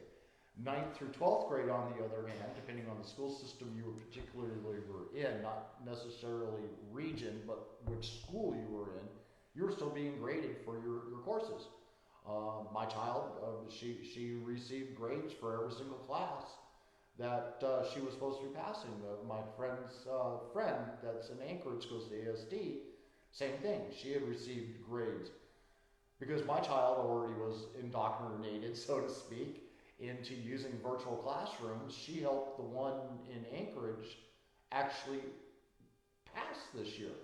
This is a student that always struggled when she was in school. She always had a hard time getting good grades, and by good grades, I'm meaning getting a D. So she actually had a passing grade to be able to be moved on to the next year. By the time the virtual, they were done, and before they had extended things out, this child had moved all of their grades into B's, C's, B's, and A's. So they were in passing all the way across the board, and before that it was C's, D's, and F's. So I see that as very much a success, because also they had the help of learning how to navigate and utilize the system to be able to make grades work. We're walking into the new school year now. They've given us 3 plans. The 3 plans are basically we reopen like normal, go right back to the worst results in the nation for the highest cost. Or we go to a hybrid plan, 50% of the students in school today, 50% of them learning in virtual classrooms. The following week, those that were in the virtual classrooms are now back into the brick and mortar schools. Those that were in the brick and mortar school are going to now do virtual for the next following week, and that'll be the way the school year goes. Unless there's an outbreak in a school, then we're going to completely shut the school entirely down, because we got to decontaminate the school so that way we don't infect anybody else, and everybody's learning virtual. Or Plan C, which is the only one that nobody's committed to out there, is just go 100% virtual again for this school year only, and see if we can make the program a success. Doing the numbers, crunching them out there, I know that we've got a huge infrastructure that we've invested in over the decades here in our state. But there's a cost savings by going to virtual classrooms that can be passed on to the educators versus going to the brick and mortar support of keeping those things alive. There's roughly about $700 million out of that $1.3 billion that I was just describing that can be cut from the budget. That's no longer paying for the buildings, paying for the upkeeps, paying for the school buses that have to haul everybody there, no longer needing to have the lunch staff being there, no longer needing to have the triplicate administration working in each district. 53 districts, I think, is what we have now out there, or 503 districts is what we have out there, if I remember That right. seems a little bit high. I think it's probably closer to less than 100, but there's quite a few. Okay. Certainly a whole lot more than Hawaii, for example. It's just like one. And so we've got the same staff, same administration working in each individual one that could be all consolidated into one house and ran, and there's $100 million right there that could be eliminated just by streamlining the administration that is sitting there. The other $600 million would be because we no longer have the brick and mortar system to support. Why couldn't we go virtual classrooms, take that money that we're no longer spending out there on that portion of the school system, and reinvest it into the technology out there? One of the complaints is no internet, that we can't afford the internet. Parents can't afford to have internet within their homes. Why not take $100 million of that $700 million and pay for internet to be supplied into every single home? I mean, roughly 130,000, 150,000 students out there, give or take, during the years as things are going on. A lot of these kids are all in the same household. You'll have 4 kids in one house. You don't need 4 connections. You just need 1 connection for that one house. I can have virtually anywhere that's on the road system, and a lot of the rural areas too. For $100 a month, you have unlimited internet. I could put unlimited internet with MTA or GCI in everybody's home. Parents would be ecstatic because now they've got Roku and they can go and stream on the internet, and their kids have access to the school system. And I'm not preaching to get rid of the school system. I don't want all of the brick and mortar schools out there. Just about 80% of them. We still need brick and mortar schools. 20% of those schools would be turned into home schools for students. And each region would have a home school that they would be able to call their own. This would be a place that they could go if they need extra tutoring. They would be able to go into this particular school and go get the extra tutoring they need.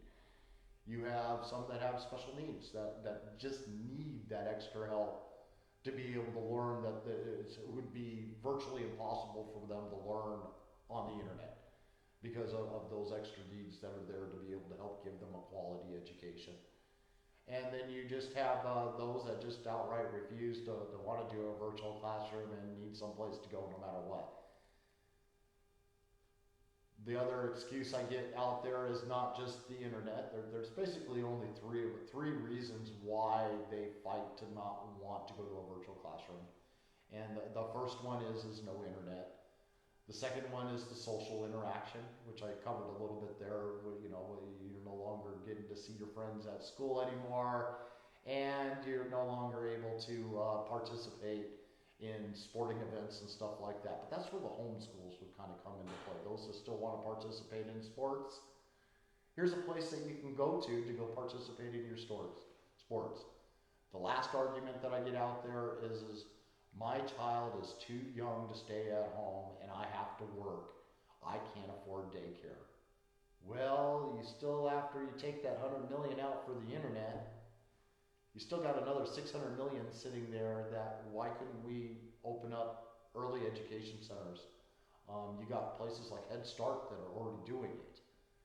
There's no reason why we can't expand upon the Head Start model for those that need the daycare and utilize the money that is there instead of throwing it into a school system that's at triple the cost of the nation, into a daycare type facility for those places or parents that need that extra support for their students. They did that, and put more of the responsibility onto the parents' shoulders. I know I'm kind of going on here a little bit with the education and virtual learning, but we're trying to find solutions here for the upcoming years and be able to cut the budget and reduce that budget in areas, and education combined with the university and with the K through 12 and early learning. That's $2.2 billion of our budget every single year. This year, untold, and I'm pretty sure that my numbers are pretty accurate. I've nailed it right the last 4 years that I've been calculating it out. We're right around $13 billion for the overall budget, state and capital budget that we have out there, including all the federal funds that are added in on top of it for all the stuff that they never seem to talk about in Juneau, but that money is there. $13 billion is what the budget is. We have roughly around $9 to $10 billion a year that is available to be able to spend. So we've always got to find that extra $3 billion somewhere, which they have been using our permanent fund dividend to get that extra $3 billion that they need every year. We could eliminate the education system, not get rid of it totally, but restructure it to try to get into the 21st century. Is there anything that we could do, you could do as a legislator? I know that you guys hold the purse strings. The school, it seems to me like the school system tells you, you're going to spend this money on us, and we don't care what you think. You elected officials who that are in control of the funds, what we get to do.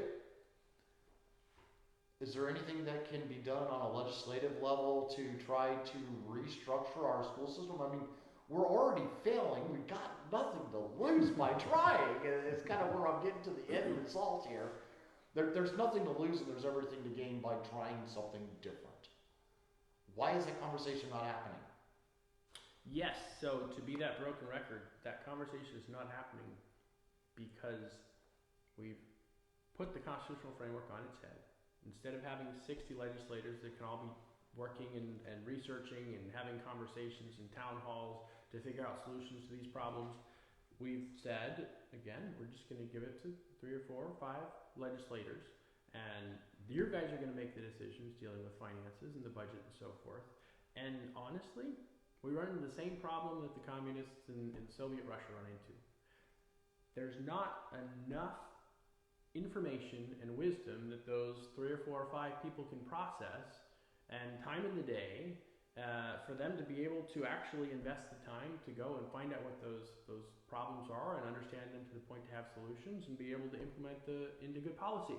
They just doesn't have. You can't. I mean, if you got 3 or 4 people who are running a state, you got a lot of problems because there's only so many, hours in the day, and they got to sleep too. And even if they were George Washington or Abraham Lincoln or Martin Luther King Jr., pick your favorite American hero, even if you put those people in those spots, they couldn't fix it.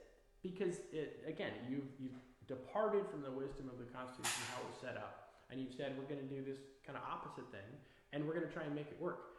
And what you're seeing is the result of people trying to make that work, and it doesn't work. It really doesn't work. And education is just one example of many, many. Crime is another area where we've had some problems in this state, kind of following a similar model. And it does a disservice to how important education is, not just in Alaska, but for every state, but especially here in Alaska when we're trying to develop as a state and we're trying to create new industries and new job opportunities and so forth. And education is a huge part of preparing people to have those skills and be able to provide for themselves and grow our state to where it needs to go. But as you see, the myth that if you spend money on it, it will get better is a myth. $600 million. The numbers speak for themselves. $600 million more in 2 years, and didn't improve anything. Yes, and at the low end of that curve, yes, if you have no money on education, you can know what is going to happen there too. Not a whole lot, but that curve has a point at which certain studies have shown that the more money you spend on it after a certain point, the worst outcomes you're likely to have, and that's not just in education, because money is an important part of the equation, but it is not the be all end all. And there are so many other parts of that process that need to be working well. And if you're focusing all of your attention on the money, you are not focusing your attention on those other areas that also need that attention. Because you only have so much time and bandwidth and attention, and if you are going to focus it too much in one area, you're taking away from those other areas. I do not see the state being able to come in and tell the school districts, hey, here's what you're going to do. You're going to have this percentage homeschool. You're going to have this percentage other stuff, because our legislature isn't going to do that well. And even if they could do that well, that's something for your local areas to be able to have control over. I think the legislature, maybe can say, hey, we commissioned the studies, and the studies show this, and here's our recommendations. But that authority still needs to be at that local level, because our legislature, as it's constructed right now, is in no position to be telling anybody how to do it better. We just aren't. I mean, they might have a good idea today, but tomorrow it's going to be lousy. So I don't want to give them that kind of influence over our kids.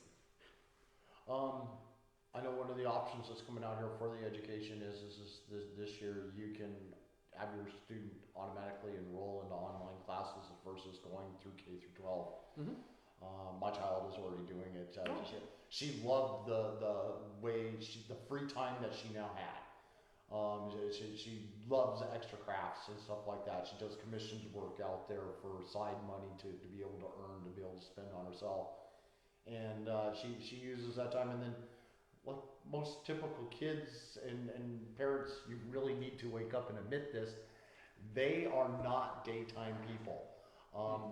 My child does all of her work from midnight until like 3 o'clock in the morning. And then she'll crash out, and then she knows she's got a Zoom class that she's got to be in at 10 o'clock in the morning, and she'll set her alarm. And at 10 a.m. in the morning, she's up and she's in front of that Zoom class. And more often than not, I found that there's nothing happening in the Zoom class. I hear silence coming from the computer system because they talked about whatever they needed to discuss in the first few minutes. Any problems that was had already been addressed, and the teacher's sitting on one side of the line, and they're sitting on this side of the line, and they're doing their work while in this Zoom class because they're required to be sitting there in the class, but they're not interacting with the teacher because what the help that they needed with the teacher was accomplished within the first few minutes. Oh, good. Okay. Versus then every once in a while I would hear someone else pop up into the Zoom class and the teacher say, "What can I do to help you?" And so you would hear more questions come out, and you would hear the teacher working with the other student together, getting their questions and answered, and then you would hear silence again as it went to silence. So those that are actually participating were getting more and more one-on-one time with their teacher than they ever received while they were in the classroom. Yeah. Those that didn't need the help were self-starters, kind of like what my kid is. She's very much a self-starter and gets right into it and gets it done. She was done a month and a half before school was over with. She had already completed all of her courses for the entire year. And so that for her was, other than showing up for the mandatory Zoom classes, what she was supposed to, often doing whatever she wanted to do that the coronavirus this year limited us to do. This year is not unique though. Same thing happened last year. She spent the last quarter of the year doing nothing but painting a mural on the inside of the school wall because she had already completed all her coursework for the entire year. And so this year she's already looking at enrolling into the class, and she's still debating on joining the one that's out here in the valley. Okay. Or doing the one that the governor's got available that I believe come out of Florida or something like that, the other virtual classroom that we as a state spent $500,000 on to be a part of that virtual classroom setup there. And she's just kind of debating, do I want to keep it more local or do I want to go with the other one that's sitting there? She loves having the availability of the options that are out there. And I don't know what we could do maybe on your guys' level or to get the message out there that this is an option. It's not being pushed by the school district at all. They're not putting that. They got their 3 plans, and their 3 plans. They've got number 1 and number 2 as their only options that they're really looking at, and number 3 is go back to the way it was at the end of this year. Yeah. Okay. And the discussions at the end of this year is not moving any more further forward in what I've participated in so far. Sure. Well, it's been an unexpected opportunity that the whole COVID mess has given us on education, and it is a silver lining amongst lots of carnage on our economy and our personal lives. But I was hearing that nationally probably the number of kids homeschooling is probably going to double here this year and going forward, and if that's parents who are wanting to be more involved in their kids' education and lives, then I am all for it. What we can do to encourage that, I think, is wonderful. And there's a difficult transition and has been for this year as far as figuring out online learning and all those kinds of things. Some of that has been very positive. So we do have more options now. And I know some legislators have been talking about doing that for a bunch of years. And now I think we have the opportunity to finally kind of explore that a little bit better. So I love options. And I hope to see some school districts running with that, so I can point to the ones that are doing well, and then talk with everybody else and say, hey, here's a good example, let's follow it. Earlier I had mentioned the survey about ASD and the grades that came out there and how 9th, 10th, and 11th had actually gotten worse. Yeah. And because they didn't participate. The part that I left out is what I want to put into there now. What happened with the seniors last year? That was the amazing part. Seniors were like my kid. Mm-hmm. They got out there, they got into the Zoom classes, they participated every single day like they were required to do, and they graduated early. And the graduation rate was the highest it had been in over a decade. Nice. Coming out of ASD. I would love to see the stats for statewide when it comes to just the seniors. Because seniors had that extra motivation, which is where my child gets her motivation from, all that free time. I can now move on with my life in the direction that I want to take my life and still get my education. And they loved it. I'm pre-internet generation for schooling. We were more along the lines here. You're still pulling floppy disks in and out, and that's how you did your thing in high-speed internet was the 4K modem if you're lucky, sitting there that you listen to the dial tone as it's dialing in, and you thought you were really zooming when you had that extra high connection that they got there. We spent 20 minutes watching what would take a few seconds to download now. To go from that, and I'm one of those children that I'm not on the same spectrum as my own kiddo. We're like night and day when it comes to schooling. But I was one of those that graduated early. And I spent my senior year, if we would have had the classes like they have now when it comes to Zoom, I probably would have graduated a lot sooner than what I had done. But my senior year, I sat and twiddled my thumbs and worked full-time jobs for almost my entire school year. Wow. I didn't have to go to actual school until the second quarter, or the second half of the school year, and I only had 2 classes left to take. Okay. So virtually, if I wouldn't have had those required classes that you are supposed to have to be able to graduate, I would have been done after the 11th grade. I wouldn't have been required to go back to school for my senior year. They would have just handed me my diploma as I walked down the aisle and said, congratulations, good job, well done. My child's in kind of the same shape. If our school system was allowed them to just continue to keep going and going and going at whatever pace they want to go, probably be graduated by now. Yeah. Because she wouldn't stop. She would just keep right on going with the school system. As intelligent in technology and everything else that's coming out there today, this really good reason why I keep pushing on the subject is we're not utilizing it. We're not taking advantage of what's there, the resources wise, and we're the worst in the nation. I got to emphasize that we are the worst in the frickin' nation. That we're just not getting any better. Everything we keep doing, the results are getting worse. My generation, my graduation, we were the last of what I classify as the generation that got an education. Because the year I graduated was also the year that they instilled this final test that you have to take to be able to get either a diploma or a piece of paper that said you graduated from high school. If you didn't pass this test, you didn't get that diploma. You just got a piece of paper saying you graduated. I was the last generation. I didn't have to take that test. Everybody that went after me had to take that test. This is also when they started expanding all of the laws that we now have in place for our education that slowly eroded away the education process that we have out there, getting it more restrictive. Diversity is more important than getting an education. How diverse your school is what makes you a good school. Not that you got a good education coming out of that school, it's how diverse it is. And we've really stepped away from giving an education to our children and more of an indoctrination of what to think, not how to learn. What you need to actually have out there in the real world. And I see it with the children that are going in and the computers go down at McDonald's and they're trying to figure out how to calculate change to people because they can't do simple math inside of their head. They're so indoctrinated to, oh, well, I just press this button and it gives me what I need there. Mm-hmm. And those kind of skills have been lost out there in this world.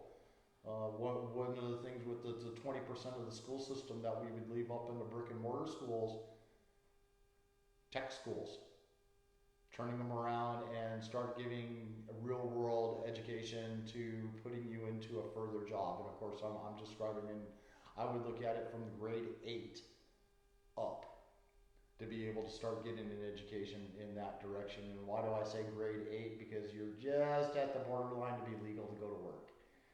And so now you're actually good. Most kids are out, if they're parents like I am, their parents are saying, you want money? Go out and mow the lawn.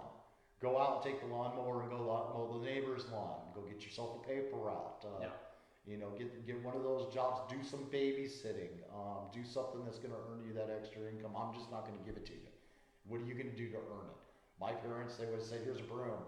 Get out there and shop and go clean. Here's my parts bin that I throw all our junk parts in. I want all the screws taken out of these things and put them into their individual containers. The pack rack generation, you know, nothing ever goes to waste. Mm-hmm. And it's just missing in the schools, and that's kind of where our schools are. You can see it with the tech schools that we do have available out there. These students are walking out with career-oriented jobs. Matsu College is a good example of being able to get into the 10th grade. You can go and apply and put in your application and then go take the testing. Sure. And the secret that they don't tell you is you're probably not going to pass the test when you go and take it in school. because they require you that first test to go and take it there on campus. But once you've taken it there on campus, you can take the test again to see if you can get in. So for now, you can take it at home. Okay. A lot of the students that are going to the Massachusetts College that are in the 11th and 12th grade getting that extra education paid for took their test at home because they didn't graduate or get a passing grade when they took it inside of class, because a lot of the questions are more towards students that have graduated from school. They've gone through all 12 grades, and that's the education that they're expecting you to have to get in there. So it was a unique experience. I'm trying to get my own kid into it, but as with most kids, there is always resistance to doing something that takes you out of your comfort zone. Anything you would like to add into education here, other than I want to touch base about the university, kind of more on the K through 12 level. Sure. Yeah.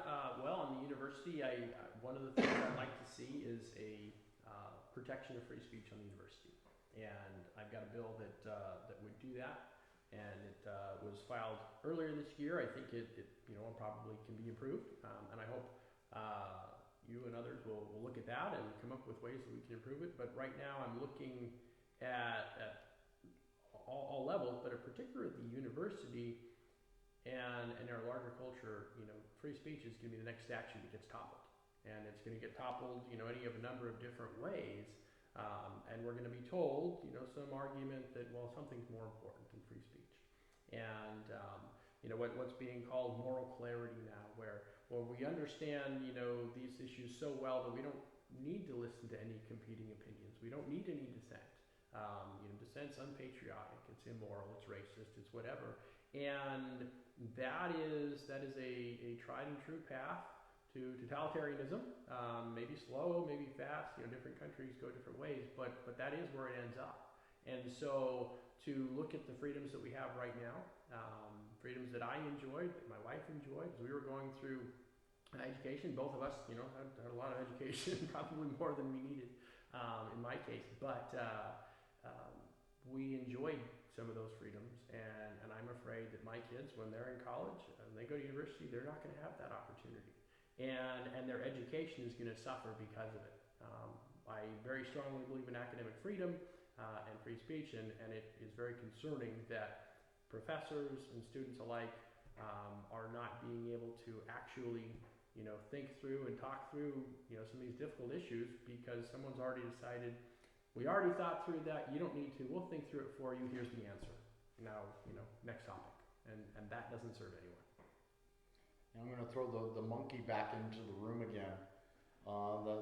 The 825 million that's left, plus another 25 million that'll be cut next year.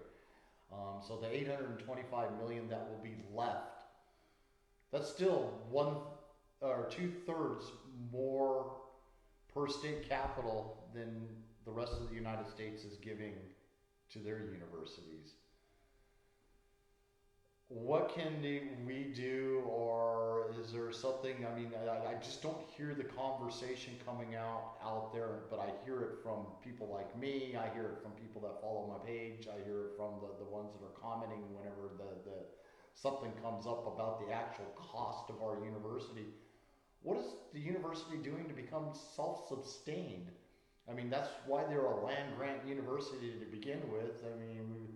A good example of how a land grant could be utilized is you got the Native Corporation, who on Muldoon Road there owns where the top new commons are, and it's got Best Buy and all those other retail stores that are all located there. That's land that they own. That's land that they still own. They allowed developers to come in and develop up that entire area there, and they're getting paid handsomely to lease that property to them for their use. Why isn't our university doing anything with their land grant in the same category? Mm-hmm. Well, they should be self-sustaining, right? We shouldn't be having as close as possible to self-sustaining as they could get. Why are we so disproportionately paying our universities compared to the rest of the United States? So again, another good conversation, good example of where we're at as a state. And as a legislator, I take a long-term, big picture view of where we're going and also how we got here.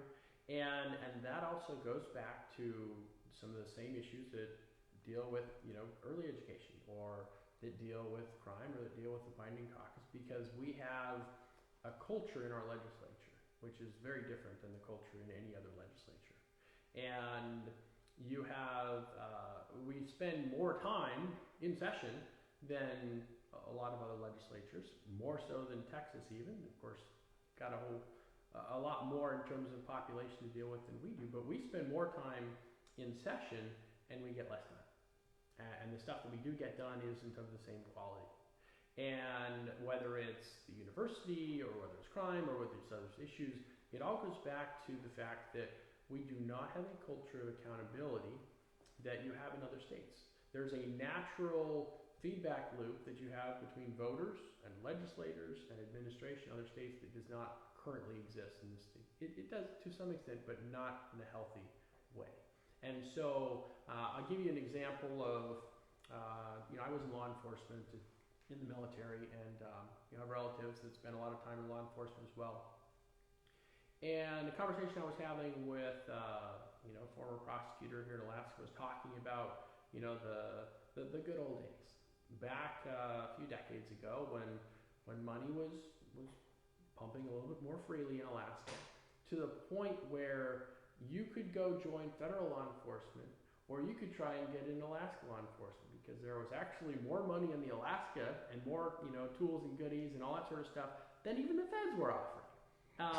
And that certainly is not the case now, but there was a time. And when you take you step back and you look at what has happened to countries and states like Alaska when you've had that oil boom. You have that oil boom, you've got suddenly more resources to deal with and figure out how to spend or save, as the case may be. And you look time and time again, no matter which country you go to, the result is almost always the same. You have that boom, the government, the social services, all of that rises to meet the resources, supply and demand, and then that boom tapers off or goes away completely. And that level of government spending that started continues. And now you have less money to go around. And so I think Norway's about the only exception I can think of. In every other case, the state of the country ends up economically worse off than they started before the boom. I mean, that's an overgeneralization maybe, but there's a lot of truth there. And you're pretty much right on the money, because they're the only one that's so similar to the way we are here, other than how they spent their money versus how we spent ours. And are spending ours, and we're still doing it. We're not going the route of Norway, we're going the opposite direction. And so you create all these institutional pressures to spend money, and even then when the money's not there, those institutional pressures are still there. Those political constituencies are still there. Those special interests and lobbyists and nonprofit organizations getting grants and government contractors, they're all still there. So what we're looking at as a state, every year that we spend more money than we take in, which we're pretty good at doing around here, we are perpetuating an artificial economy that is not sustainable, that we don't actually have the resources now to sustain, but we're sustaining it anyways. And maybe some of our folks are saying, well, the resources will be there in the future. There'll be another oil patch or whatever it is. That's a gamble. I'm not willing to play that, roulette wheel. But you still have those institutional pressures, and those pressures are all on the side of spending, and very few of them are on the side of either saving or being more accountable. So the culture in Juneau right now is spend. The culture is not one of accountability. We don't have legislators who are going to, very few exceptions, are going to take the time in between sessions and dig deep into these problems, whether it's university, whether Texas. Let's take Texas, because they're our neighbor as far as size, they do a lot of work on their budgets in between sessions. A lot of work. And they're ready to go, and they have their session, and they're done. And occasionally they have special sessions, but not like us. Our special sessions aren't special. They're normal. Yeah. I mean, when you get 3 or 4 of them in a year, We would have had another one this year if it there's wasn't for the nothing virus. special about it. It's just, hey, we're going to circumvent the Constitution. This day it says, 120 days. Well, we're just going to have a special session. Now it's 150, 180, 212 days. My first year as a freshman. 212 days in session in a year. I mean, it's the majority of the year. I was having to, count the days to figure out when my daughter was going to have spent more of her life in Wasilla than in Juneau. Is that bad? And so that is the problem that impacts all these other issues, and the university is certainly part of it. And until we can, as voters, as Alaskans, and some of us as legislators can instill a culture of accountability, a culture of stewardship, a culture of, actually doing the hard work to figure out what the solutions are rather than pushing it off to somebody in the future when the money runs out, because we don't want to do it now, then these solutions are going to continue to be elusive, because the folks who want the money, and a lot of them for lots of good reasons, because they have good ideas of ways they want to spend it, are going to be there, and they're always going to be there. And they're particularly going to be there if they got $1 last year and they're just asking for the same $1 this year. They're not. A lot of them aren't asking for more. They just want more of the same. But more of the same is what's killing us. And it's not that they're bad people. It's that the system that we've created is going to it's going to undermine itself year after year after year. Like the house I drove by, over on the Sitting River, the other day, and well, actually, the Matanuska's where we were driving, and you can see that the bank's going away, and the house is kind of getting inching more closer and closer to the river, and you can see that process, and you don't need to know, well, this is the day it's going to fall in the river, but you know it's coming because the river is flowing this way, and there's nothing to stop the erosion, and so unless you find a way to stop the erosion, it's going to happen. So that's where we're at as a state. It's not an enviable place to be. We're still, in possession of resources like the permanent fund, but like I said earlier, they're not just going after the dividend because they want the dividend. They want the permanent fund too. Hope you don't mind. I'm going to steal your house analogy. Yeah. By all means, it's our fiscal house, and it is kind of intact right now. But when you step back and you look, you're like, I don't want to buy that property. Hell no. Yeah. I want to keep my family in that. And my kids are still young, and oldest is only 5, so we haven't even really gotten into the education system, all that kind of stuff. But these are the questions that my wife and I are asking. It's like, all right, how do we do our part to change the direction that we're on? It's not going to be easy, and frankly, right now, I'm a trailblazer, just trying to create the opportunity for others to be able to come in behind and have those conversations, because the whole system, starting with the binding caucus, prevents people from having those conversations. It tells everybody, well, I'm a legislator, but they're not going to listen to what I say anyway, so why would I go and hold the hearings and try and solve the problems? There are huge problems. Education is one of them. OCS is another one. And the problems are so huge, and they're so not on the radar of those 4 or 5 people that are in control of the budget and other things like that, that you got folks like Tammy Wilson who had to create her own hearings without a committee. They wouldn't put her in charge of anything, so she basically started scheduling her own hearings in LIOs all across the state, just so people could come, and she was there 6, 7, 8 hours in a day listening just to people come in and talk about the horrors of being on the receiving end of what's going on in OCS in our state. And it's not just one part of the state; it's the whole state. Some parts better and worse, but the whole problem, again, it goes back to that not having a culture of accountability. We don't hold our legislators accountable. Our legislators don't hold the administration accountable. They don't have those difficult budget hearings that you might have in other states. The Congress isn't really much better of an example. Unfortunately, I wish I could say, let's do it like Congress. The the Pentagon's, $1,000 hammers, all that sort of stuff. We like to point at that as great examples of, waste, fraud, and abuse. We have our own versions. Maybe it's not hammers. Maybe it's a school district that's just totally out in left field. Half-finished bridge going across the river to a place that grain no one ever silos goes. and ferries that never got used. I mean, these are our $1,000 hammers. We've got them, and they're a lot of them more expensive than $1,000.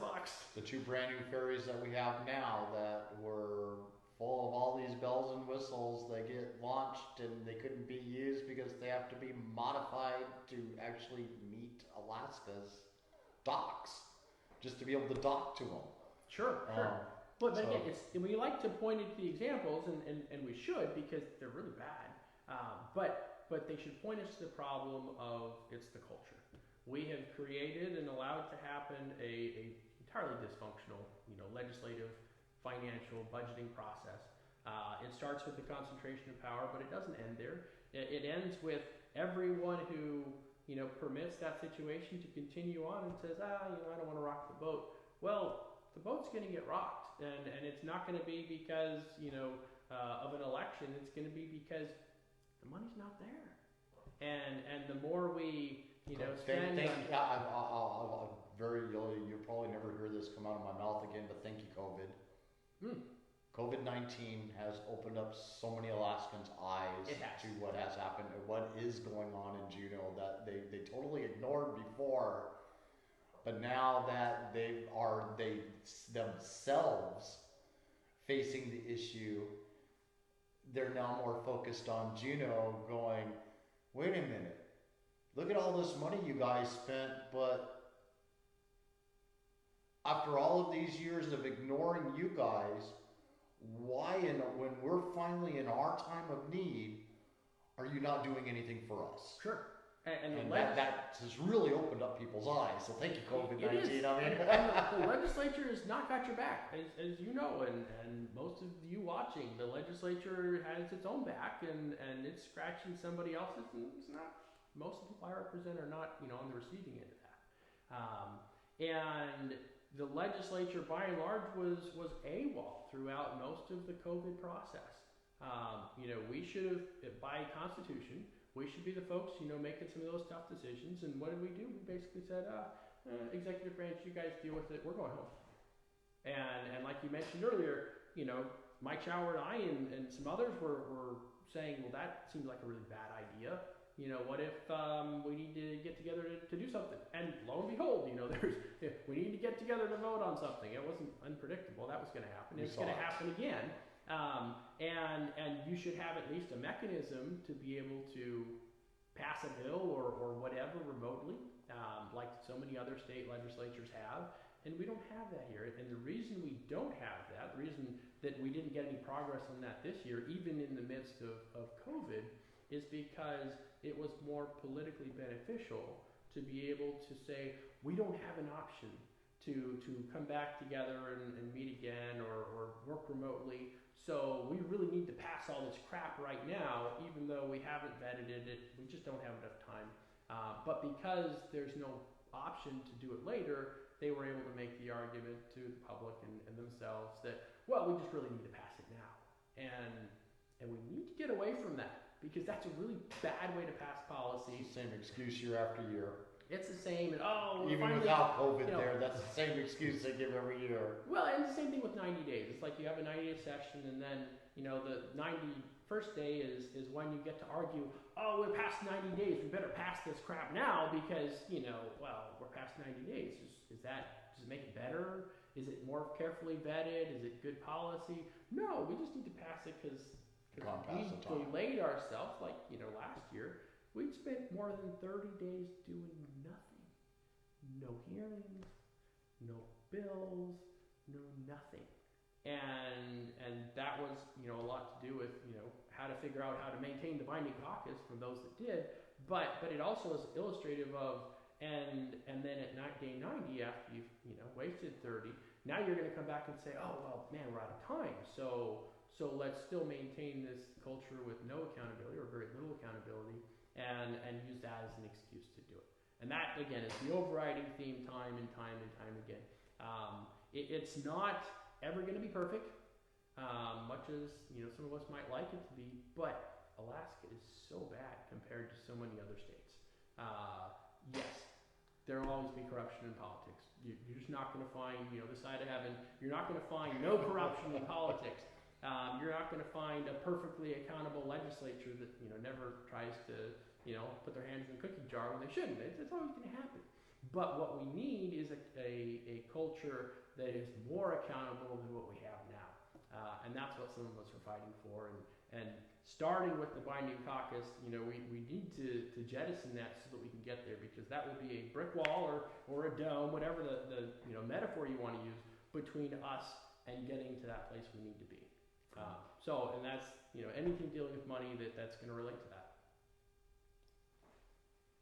The next elephant in the room. Health and social services. We started out in 2018 with $2.47 billion as the budget that had been used the year before. And when I get my starting numbers, this is coming from the graph that Governor Dunleavy had given out at the beginning of the 2018 budget cycle that season, and when he and this is combining both federal and state together, what is going to be spent overall. And but last year, total combined, $3.6 billion was spent on health and social services. And for the entire budget, we went from $2.47 billion to $2.5 billion to $3.6 billion. It's $1.1 billion more in just 2 years. Huge monkey in the room. I mean, this is only going to get worse. This is not going to get better, because I believe that this year is the first year that the federal contribution actually gets reduced. So the federal amount of money on the expansion that we had was, say, 90%. That was being covered by the federal government. We Alaskans had to cover 10% of that. That's dropping down to 85%. And now we got to cover 15% of that budget. So it's going to be even more than what we spent prior years before this. Now it's going to be even higher than what it currently is. I mean, $2.47 billion, that's a quarter of the entire budget for the state. $3.6 billion, it's 1/3 of our entire budget for the state this year. And at least the reported numbers of the $10 billion that they say when Juneau stepped out for the state and capital budget, not the full $13 billion that's actually being spent. Is there any hope? I mean, I know the governor tried to do cuts last year. The cuts did happen. It had to happen. It got reshoved back in. It got re-vetoed back out. At least half of it did again. And we ended up coming right back into the new year and added in a supplemental budget that ended up paying for all of those cuts to be repaid for right back again. Mainly because the judges came back and says that it was illegal because of paperwork technicalities, we cannot make those budget cuts. The bottom line is the cuts could have been made.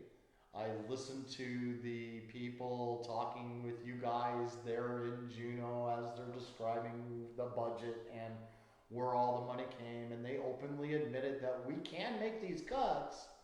We can't make these cuts happen. This is not a permanent, they have to be there. We can't remove those, but it's going to take work on the legislators' part to dot the I's, cross the T's, and do the paperwork that's necessary that will make these cuts legal. And why didn't it happen? I mean, I listened to both the Senate and the House's when they had the groups coming forward and giving their views about the budgets, describe it to both of you guys, and that's where it got dropped. It was like, okay, we're not even going to look at how we can make these cuts happen. We're just going to add them right back in again and forget that they ever said that. Yes. So there's a lot of smoke and mirrors in Juneau, as you know. And my encouragement to those who watch the Juneau process or try to is, look at the final vote. If there's an important issue that you care about, look at the final vote, the one that actually, puts the policy in motion. Because you can have folks voting, yes, no, all along the way, but the final vote is really the only one that matters in a lot of cases. And so if kind of like the permanent fund, you hear a lot of the legislators out there. I voted yes for the permanent fund when for it didn't you guys matter. when it didn't matter. But they never add that last part, when it didn't matter. But when it did matter, they voted no. Yeah, and there's amendments. Some of them, matter a whole lot. Some of them maybe not so much. But it does require folks. Hopefully you can continue to be one of them to point out. All right, here's where I think it matters, and here's where it didn't. Because politicians will love to point to the stuff that makes them look good, whether it mattered or not, and that's there. It's just that's probably shouldn't be sometimes, but that is what people can get away with right now. Even the people that you love the like anyways, not the love the hates. Sure. But the ones that you love the like, and you watch their vote on the final vote. And you kind of ask yourself, why did I put my faith into the decision of liking this person when it really counted? They still didn't do what they made you like them to begin with. And I see that one too many often, one time too many. Good example of that, and I'm going to throw him under the bus because I have a love-hate relationship with this legislator, is Bill Willikowski. Staunch defender of the permanent fund dividend. This year, because it was expediently in his availability, which I'm going to say it that way upon our conversation that we were having earlier about the binding caucus, and when it's acceptable to be able to vote and get away with voting the wrong direction to make yourself look good. Last year, when it came to the final vote, he was a yes to take the permanent fund dividend. Staunch supporter of our PFD, but he could not afford not to vote yes because they did not have the votes needed to pass the agenda. Mm-hmm. This year, it was almost a unanimous approval going on because of the way the caucus had been written in his section of the Senate, to where it was expedient for him to vote no when it came to that budget.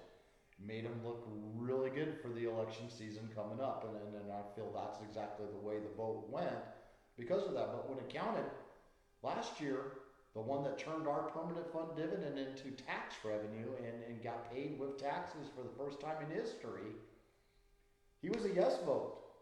If you were a staunch permanent fund defender, like he likes to claim all the time, that would have been an easy no-brainer no. Right off the bat, no questions asked. I am a no. This completely changes what the permanent fund dividend is. Everything I've ever stood for is being violated here. It is a no vote. But when it really counted, there was a yes. And this year, when it was expediently available to him to not have to vote yes, he voted no. But the damage was already done the prior year when that yes vote was done, which goes kind of what you were just describing there.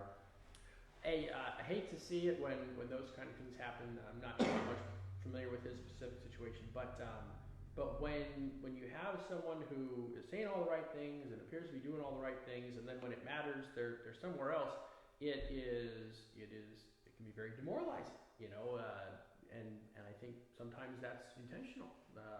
Those that are in the Capitol are just like you and I are working to bring people into the process and help unpack what's going on.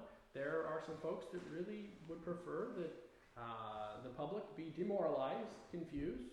COVID-19 certainly accomplished that for a lot of the folks I represent, and apathetic and go away and mind your own whatever so that they can get on with the business of Juneau. And it's a battle of attrition, really. As I look at it, it's a long-term battle to keep people engaged, informed, when they can, looking at the process and trying to speak something, helpful and beneficial to their legislators or their family or their friends or community, whatnot. We need people to be engaged and to do that, and we need them even when it's demoralizing, and especially then sometimes, because that's what can get a lot of us down and be discouraging.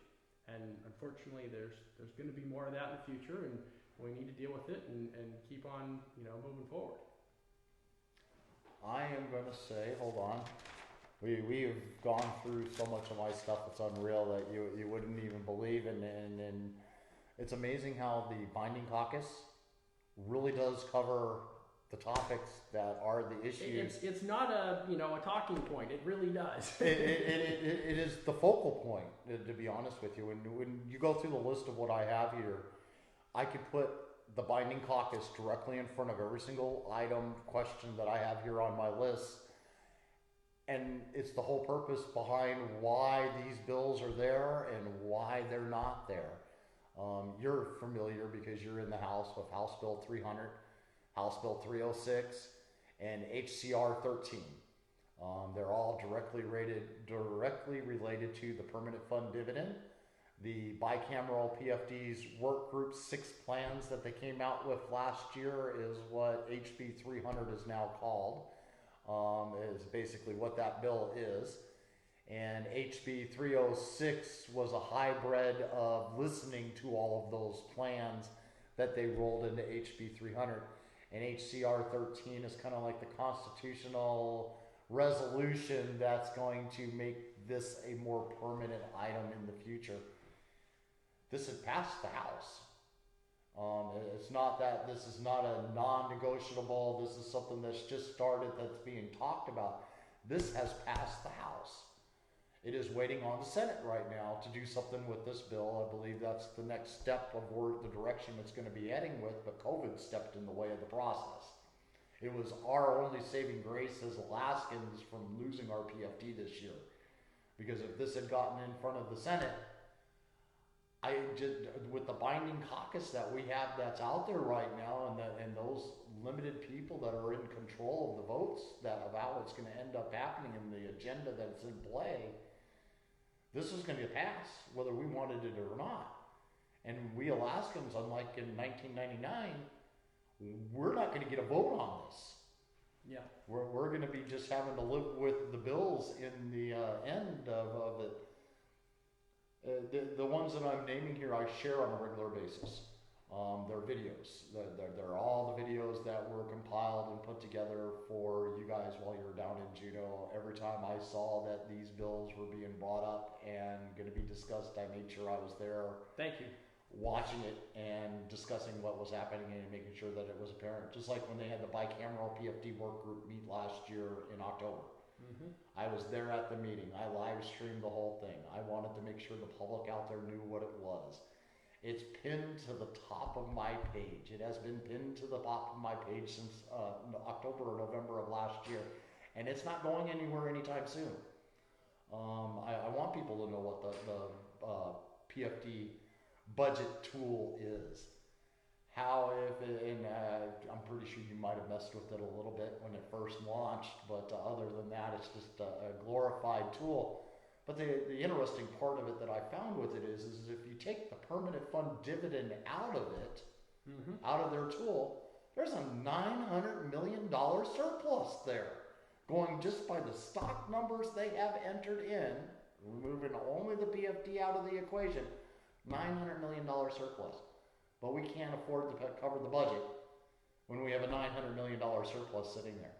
It's not that they've transferred the money from the ERA yet under the statutory PFD formula for our public here.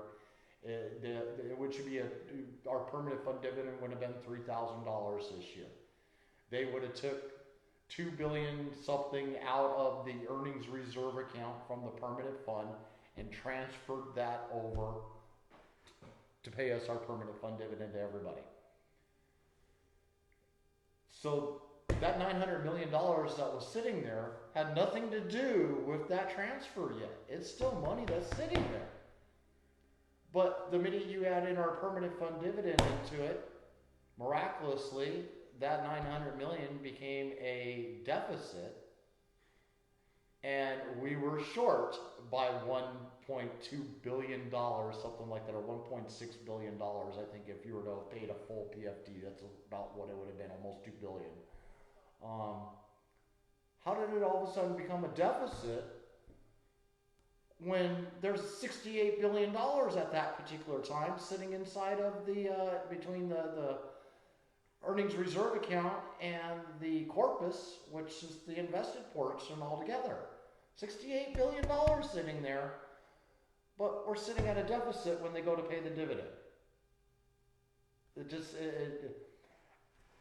Logically, it makes absolutely no sense to where this happens until you realize that that money, our permanent fund dividend, is no longer a transfer, but it's taxes. That's all they consider that money is money to be paid. That's taxes. And if that money isn't going towards state and government and the special interests and stuff like that, here's the remaining little portion that we're going to go ahead and be nice enough to give Alaskans. Mm-hmm. To put this kind of in perspective is we've got the spending state capital budget, what we do spend, and they're talking about a capping the budget. SB 104 was the bill number this year for capping the budget that started out in the Senate.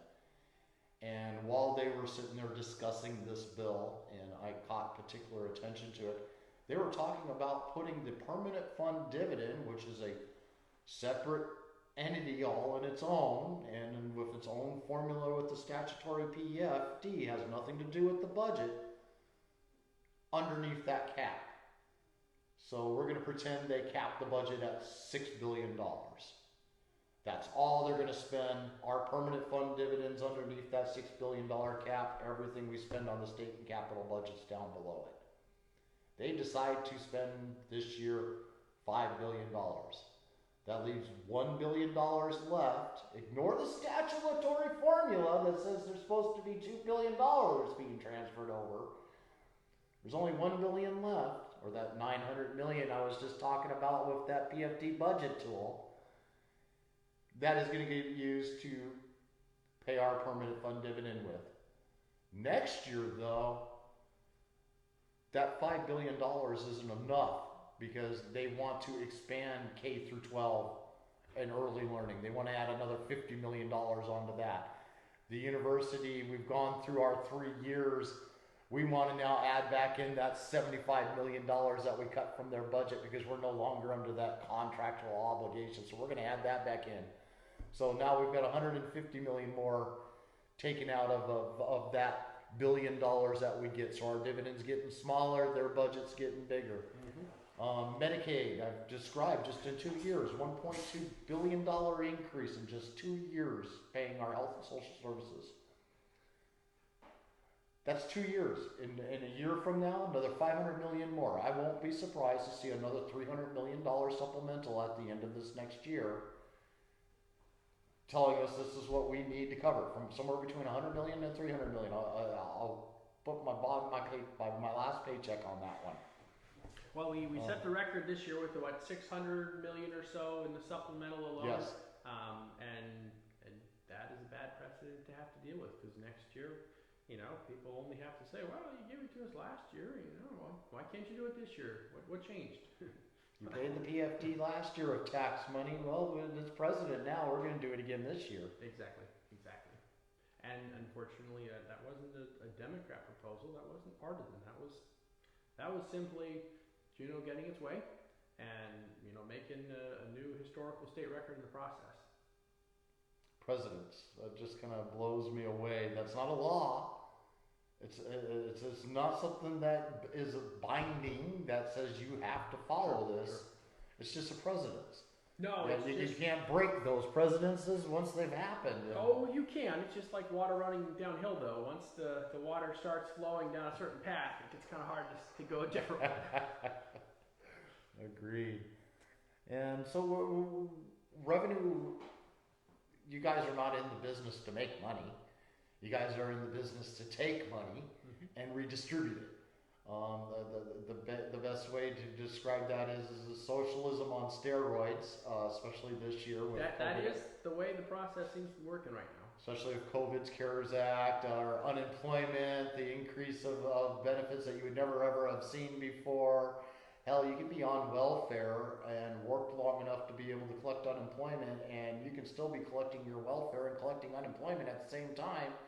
Because Alaska, when they passed the CARES Act Bill 241, they made sure that you couldn't be kicked off of welfare and while you collected unemployment because your income got too high. So now you're double dipping there. And they wonder why those people that are living in poverty are cheesing right now, going, I've got no problems. I'm making it out there with no problem. While the middle class is going, my God, this is not enough money. I'm not even seeing my stimulus that was supposed to come in yet. They're still waiting for it. I'm one of those. I'm still waiting for my stimulus to arrive. It has yet to arrive because I'm a gig economy. I fall in the gig department. We weren't even looked at until the 1st of July. Is when we're finally starting to see something happening in the gig world. And but I even myself, I don't think I'm going to end up being qualified for anything. I've put in my applications. I've done everything. If I'm to receive unemployment, this is when it's supposed to start kicking in for us now. Yeah. And but now it's too late. Where our economy's already going back to work. So I'm in the gig economy. I'm supposed to be collecting unemployment while I'm out there working. That defeats the purpose of unemployment, and I'm breaking the law because I'm working and collecting unemployment at the same time. So I can't officially legally take that money while I'm still out there doing my job. Sure. I'm not the only American that's in this dilemma at the moment. So I feel like I'm being lost out there. And then at the same time, we got bills like SB 115, which is the motor fuel tax. I was completely shocked to see that bill got slipped back into the agenda when they went back to Juneau to pass the CARES Act. And I received the notification in a text message from Juneau saying, we got this bill on the agenda. We are going to discuss it while we're here. The only thing that did happen is I watched that bill get kicked from day to the next day to the next day to where it got completely dropped and put into the next session. That is whenever that is to begin, whether they call a special session or the first session when you go back in January again. That bill is on the top of the agenda to be put back in and heard and finalized, which doubles our motor fuel tax on the federal level, or on, the state level. So if people thought the 10-cent tax was bad that Anchorage did, wait until they see 16 cents more being added onto their gas bill. Or I believe by doubling it, that would be 32 cents a gallon more than what it currently is right at the moment. So you can imagine that we already pay the highest prices in the United States when it comes to gasoline in most cases, especially if you're in a rural village. The $10 a gallon is nothing unusual. So those whining and crying that I'm paying $3 or $3.50, try spending $10 a gallon or $15 a gallon for that same gallon of fuel that you're whining about here paying $3 for, while the lower 48's paying $2 in certain regions. That is, most of them are real close to what we are. I was in Chicago this winter, and they were about 25 cents cheaper than what we were here, gas prices wise. Wasn't that big of a difference, but Chicago's got some hellacious taxes going on down there. So in comparison, I'm glad I live here versus there, because your paycheck doesn't go as far there as it does here. Sure. So Yes. we got the head tax, we got the motor fuel tax, the head tax for education that they're also talking about adding in. I mean, shouldn't there be other options to increase the revenue besides taxing us? I mean, the taxes are generated by businesses that are working, which kind of segues into my next segment here would be resources. We are the vastly most resource environment. We have everything here that you could ever dream of. but we don't do nothing with it. Yeah, we're not leading the way for that as for sure. Now with the motor fuel tax was I sat on the transportation committee for some of the hearings when that bill was going through in the last legislature, and it was just eye-opening to see how some of the legislators were looking at that issue. Ignore the context that fuel is more expensive here than pretty much anywhere. Ignore the context that if they put through this tax, we would now bump up to maybe like the third most expensive state as far as what it's going to cost you at the pump, behind only like Hawaii and Washington, if I remember right. Ignore all that aside, and they'll say, well, they have higher gas taxes in other states, so we need one too. And that is just so ridiculous to set aside the impact on people's lives and say, well, they've got a tax somewhere else. They've got an income tax. I mean, the house that I sat in loves income taxes. If you look at the way people vote and trying to support what Governor Walker was trying to do when he was in office, and it is this tunnel vision of, well, somebody else has got a tax, we want one too, and it's mind-boggling. Mind-boggling is, I guess, one of the only words that comes to mind, because it's not connected to reality. It is simply, I don't even know what it is sometimes, but it certainly isn't a move towards controlling spending, because by virtue of passing these new taxes, however many they can pass, even if it's something like 16 cents a gallon, what are you doing? Well, you have this capacity of money coming into the state that you can spend right now, and they're spending it. They are. They are spending it. And now you're going to add 16 cents on top of that, so now you got this much capacity. So how much do you think they're going to spend next year? They're whatever that number is. I think they're going to spend more. 16 cents more. Yeah. So no, let's not do that. And our economy is going to suffer accordingly, because when you tax something, you get less of it. I mean, that's the general economic principle. Not saying you can get rid of taxes entirely, but generally you're talking about going to the productive part of society, and you're saying, hey, thanks for being successful, here's a ding on your success. Don't do that anymore. It's like, wait, that's not the message we want to be sending. It's kind of like the Fair Share Act. Personally, I can agree with the concept of the principle behind what they're doing. I don't hesitate the idea that we should, as Alaskans, receive our fair share of the income that's being made off of that revenue that's coming in. But then I also got to look at it, if I was the one that owned that company, I would also like to make a profit too. This year is a prime example. Never before ever seen in our entire world history negative oil prices. And not just by a little bit, by a whole lot. Yeah. By a hell of a lot, yeah. And so we're expecting this oil company to, and if we go by the Fair Share Act and what they're trying to do, the oil company that's pumping the gas down our pipeline would have to start giving up their profits to pay us to pump that oil down our pipeline. Mm-hmm. So throw a reality number out there, so to speak, or figuratively one that would represent. They make $1 billion this year. That money is through all 12 months. They made this $1 billion in 12 months. The COVID hits. They're now at a negative total for 2 months. Mm-hmm. And at that negative total for 2 months, they have pumped $500 million in oil through that gas line in that 2 months' time. That would have been a part of their profits. Out of that $500 million that they pumped through, $300 million of that had to be given to the state of Alaska to pay for their fair share. The other $200 million is only a quarter or about half of what it would have cost them to pump it and get it out into that pipeline to begin with.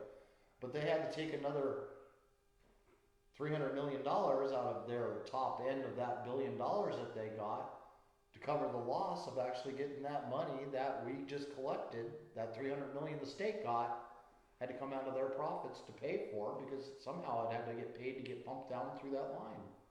They made absolutely no money, so they broke even. That made nothing.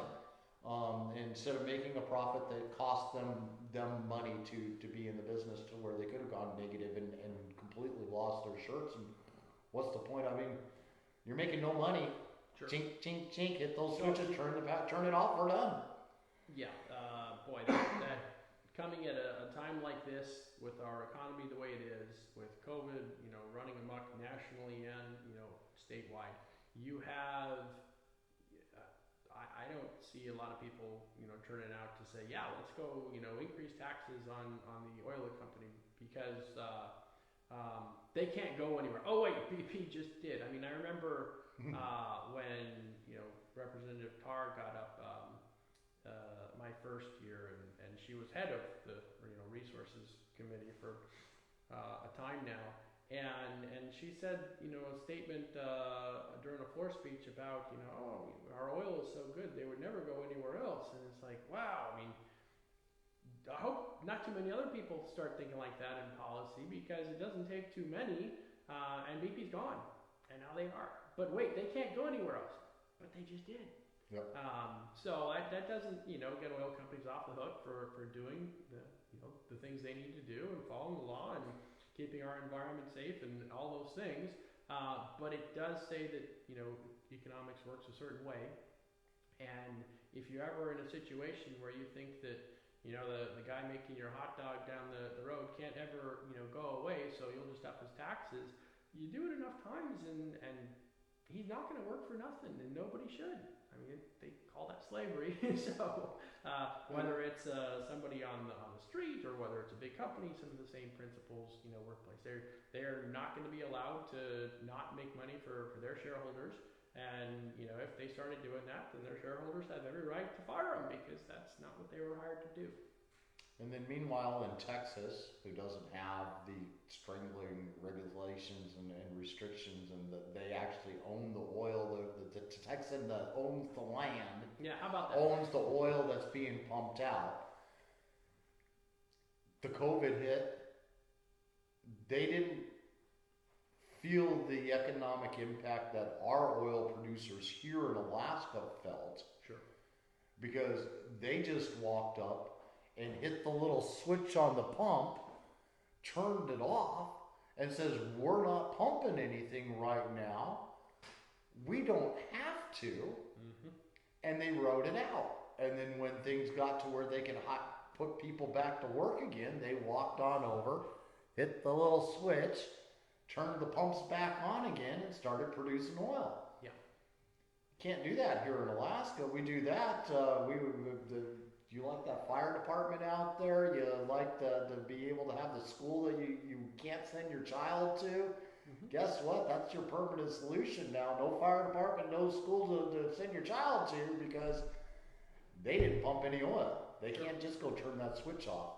No, and you have to keep certain, volume flow through the pipeline. Otherwise, pipeline shuts down and it breaks. I understand that if you're not pumping, oil through it anymore, you're supposed to start sending it off for scrap metal, which I hope doesn't happen anytime soon in Alaska. That makes two of us. Oh, let me see here. We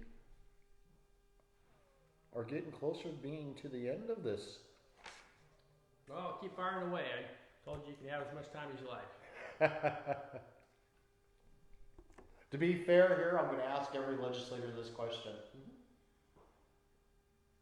Yesterday, I was talking with another potential candidate that's running for office, and the question I asked him is does he and do you have a criminal record? I'm going to bring an example here of a couple different people that we've experienced, and we got John Francis last year. He was going for an appointment of a governor's seat I remember out there, and he was the ghost hunter. And so, you know, that was one of his occupations in his past, that he had a show that did ghost hunting. And a really big issue, if you were to just typing his name, John Francis, in Alaska, you would see article after article after article after article about his ghost hunting and the big issue that they made out of that. But technically, that's not what cost him the appointment. He had a criminal record. And I know that you guys are required, when you fill out your forms to run for office, you're supposed to list any criminal record that's 10 years old if it's a felony, up to 10 years. If it's a misdemeanor, it's 5 years. Anything in the last 5 years, we want to know what that misdemeanor is. Anything in the last 10 years for a felony, we want to know what that is. John's record was approximately 37 years ago. And this cost him his appointment. In that 37-year time, since the time that crime had happened to current, when he was in front of everybody to be for the appointment, he didn't commit any other crimes. He's never been convicted of anything else. He cleaned up his life. He was young and dumb when it happened. He's older and wiser now, learned his ways, and was not the person that was then that he is now. But he didn't get the job. Excuse me. And then you go a little bit further, and then we get into more criminal records of different candidates. We've had one lose running for elections last year for welfare fraud, and still battling that in court. Becca Halat, she was running for office, and I guess was collecting welfare at the same time that she was running a campaign with money sitting inside of office or something along those lines. I think it was actually before she filed for office. They were going back in history, if I remember right. Yeah. And and they used that against her, and she had a pretty good campaign going on there. She was a really good top runner. I was looking forward to having her elected, and then this came out, and we watched that election just go completely down the drain, and the person that nobody really wanted to be elected no longer had a challenger that was of any meaning, and they now hold a seat in office. We've had several things over the last few years that have also cost legislators that have been elected their positions. The Me Too movement. This kind of goes into the criminal records. If you're the type of person, if you've got a Me Too problem in your life, time is now to get that information out there before it's too late. We got good examples of them. We got Representative Dean Westlakes, Walker's champion for the Northeast region of Alaska, who was eliminated for harassment because of the Me Too. And his case was buried by the House, and that was on record. They knew that the complaint had been filed with them. They had it for almost a year before he even lost his job because it became public information. They kept that information buried. Another good example would be Rep. Zach Franzler. He also was eliminated over the last couple of years because of Me Too movements. Beat a woman up, and really rough sex was the scandal that was going on with him. And that one too, for the first couple months of it, was buried until the victim went to the press and exposed it for what it was. Then we got to go one more step further. We got Lieutenant Governor Brian Mallett. Mysterious resignation right before the election season. Disappears from the limelight. No explanation whatsoever. Valerie Davison has now been appointed Lieutenant Governor to replace him. And they're all in a panic because the Governor Walker's campaign hopes of re-elections just totally tanked and went down the drain at that point. It took just until this year for media to catch up with the Mallett story and the letter that was written between him and his wife that had come up and saying, what do I do? I don't know what I'm supposed to do. And there was a lot of inclinations within that letter towards a Me Too reason of why his resignation happened as quickly as it had done. we've got a systematic problem with our legislators when it comes to the Me Too and exposing that for when it happens and it's discovered out there. All these people that I just named off here for the Me Too are Democrats, every last one, or independents, if you want to classify an independent as an independent. But thanks to Alaska and our court system, independents are now Democrats because they are one party working under the same platform to run their campaigns with. They're no longer separated as individual classifications of parties. Not, at least not in the reality sense. On paper, they still are their own independent party. Bryce Edgman, Chris Tuck, Kawasaki, Gabrielle Leduc, Ivy Spenshalt. There's quite a few others that I could name there, but they're the main players that for these particular cases, besides Mallet, the other two, that did their utmost to bury that information from becoming public. They didn't want it to come out. They didn't want it to be seen. Gabrielle Leduc wasn't so much guilty for the first two. She'll play in more into the next person I'm going to mention. And they lost their jobs or their ability to be representatives because they were exposed for doing something that's bad enough to where they never should have been running for office. They should have been resigning instantly when it happened, not 1 year later, a couple months later.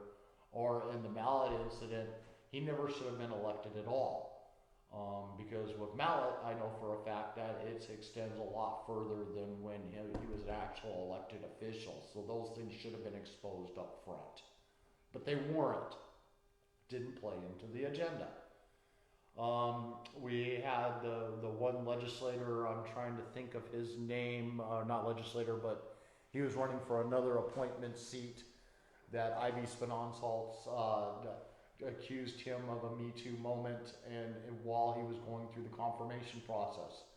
And her and several other Democrats supposedly had this mysterious unicorn that arrived and whispered in their ears that he was involved directly into a Me Too moment, which is still yet not to be disclosed what that Me Too moment was, with who, or what had occurred.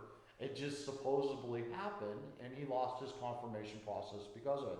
I still share the story from time to time because I always find it interesting how a legislator can, and this is the time of Brett Kavanaugh when he was going through, and yes, he does like beer.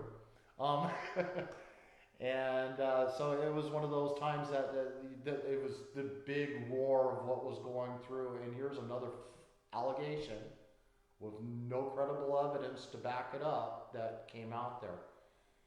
They all lost their job. The Democrats did their utmost to try to hide this information from the public to be able to be found. But the irony that I find behind all of this is we got Representative David Wilson, a Republican, accused of a Me Too moment, accused of upskirting a aide while in the halls of Juneau, as he was supposedly trying to eavesdrop in on a closed door session that he was not involved in, and as a point of record said, if I really wanted to know what was going on in there and I was really trying to eavesdrop like you're claiming, I would have taken my phone and slid it underneath the door and had recorded it. Well, this aide went and filed a complaint with the named legislators that I had named off before, and within minutes, it seemed, he's being told to resign. We want you out of here right now. No, just to point out again, 1 year, 2 months, prior to being elected, known that these Me Too moments all existed, and here's a Republican legislator, less than minutes after they hear the complaint, demanding that he resign. The irony behind all of this is Juneau, everything that happens inside of those halls is being video recorded and taped, And the evidence was there to prove David Wilson did exactly as I had described. He had not upskirted the aid like what the allegation was claiming, and he had taken his phone and he was going to go and he was pretending as if he was if he wanted to know, he would slide it under the door.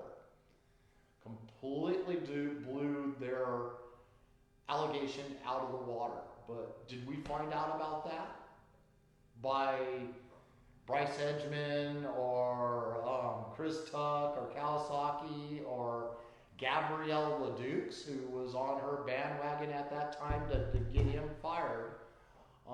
Did any of them come out and offer the tape up or even want to look at the tape? The answer to that, of course, was no.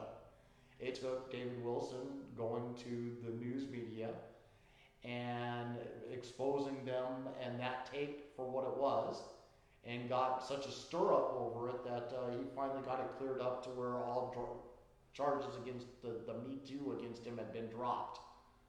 But the irony to it all, he was brought up on ethic charges because he went to the press to expose these legislators for hiding a tape that proved he was innocent and convicted by under the ethic rules and sanctioned because of it. He's one of those examples I like to throw out there just because he's also one of those legislators that I classify as they ran as one thing and got elected under a party that has certain values, that represents a district out there that has very strong Republican conservative values, and yet consistently and constantly votes with the Democrat Party. Though I will defend him all the way to the ends of the earth for the allegations that was against him, that doesn't excuse the voting record. But besides that, the main question here is for you: do you have a criminal record, or do you have a Me Too incident that you would like to tell the world right now before it becomes public record and it gets twisted into something that it's not? Mm-hmm. Well, it's a good question. I think given our times, certainly if you have someone who's going to be a legislator and there are things in their past that can be used against them, Juneau will use those things. And they will, maybe they stop short of, legal blackmail, or maybe they don't, that happens too. And certainly if I had anything in my past like that where, I was arrested, which I've never been, or charged with a crime, which I've never been either, you know full well that would be all over the headlines whenever, the right opportunity, comes. It's a shame what has happened to our legislative culture, like I was saying earlier. And that extends to the Ethics Committee as well, which I sat on my first year. In the military, I was on the Ethics Committee at West Point for a number of years, and very familiar with how those processes go. Night and day difference. The one here in the legislature is used for political purposes to attack people because you have a political reason to do so. And I watched what happened to some legislators. I can't say all the details, confidentiality, whatnot, but it was a travesty, a total travesty. And in the case of,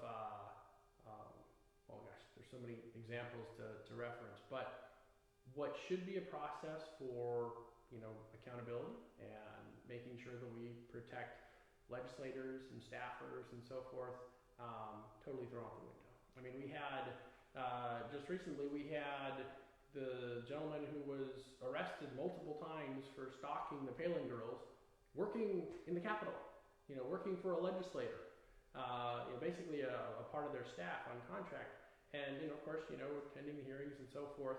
And how does that happen? I mean, how do you have someone like that being put in those kind of situations with, pages or in many cases minors and so forth? You have to have a thoroughly corrupted system. Not a corrupt system, but a thoroughly corrupted system where the checks and balances that should have been followed were sidestepped. were circumvented. And that goes through with legislators as well. There should be checks and balances, and they exist on paper, but for political reasons, we're going to look the other way right now. And there's political benefits for doing so at times. I am generally not privy to a lot of those things, as you might imagine. Certainly not until they hit the headlines or whatever. But I think it was very good that Senator Wilson was able to get access to the videotapes and be able to do that. I was part of encouraging that process to take place when I was on Ledge Council as an alternate member. And it could have gone the other way, frankly.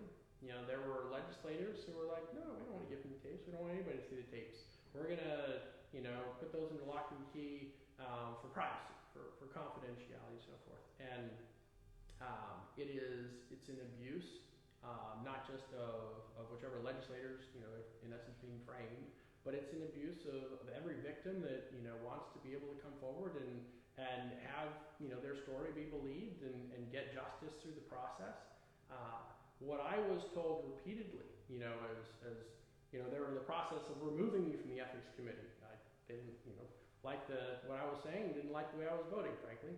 And they were repeatedly trying to use confidentiality, my privacy, my protection against me, to attack me. You can't, do this because of confidentiality. Oh, wait a second, what about due process? I should be allowed to have the evidence, against me and know what it is. Oh, we don't want to do that. To the point where, they wouldn't even charge me with anything. Until after they had already gone through the process of deciding that I was guilty so that they could, make a headline out of it. And then after my attorney said, no, that's illegal. We have state laws and you're supposed to follow them. Did they begrudgingly say, okay, fine, we'll give you a trial? Kind of like, well, we already know what the outcome is, so it's not a real trial, but at least you get the process. Oh, by the way, you got to pay for that. So I had to pay $40,000. That was my family, just for the privilege of defending myself against a system which doesn't follow the law because they have a predetermined outcome. They say, hey, here's what the outcome is. We're gonna remove you from your seat on a committee because we may or may not have any evidence. And in my case, wasn't even something I could have done if I even wanted to. I mean, that's the true irony. Instead of accusing me of something I could have done, they chose to just accuse me of something that I physically couldn't even have done had I wanted to. And yet, that sends a message to other legislators, don't buck the system. Don't vote against the majority, don't talk out of turn. And if you do, well, these are the kinds of things that would happen to you. But I'll tell you, if I hadn't, come through a military background like I did, if I hadn't had to, go through all the background checks to get security clearances and get into West Point in the first place and all those kinds of things, I probably wouldn't, have lasted a day in the legislature. Because from the moment, it wasn't 5 minutes of being a legislator, they were already asking me to do something that was terrible. The very first vote that we had, they were asking me to vote for Bryce Edgman, who disagrees with everything my district stands for and that I stand for. And they're saying, oh, just do it, because, that's the way things are done down here. Just vote for the pro-abortion, Democrat who is going to vote against you on every item that means anything to you in your district. Just vote for him. Just give him the full control over the House of Representatives. And that was an easy decision for me. That's not why I was sent here.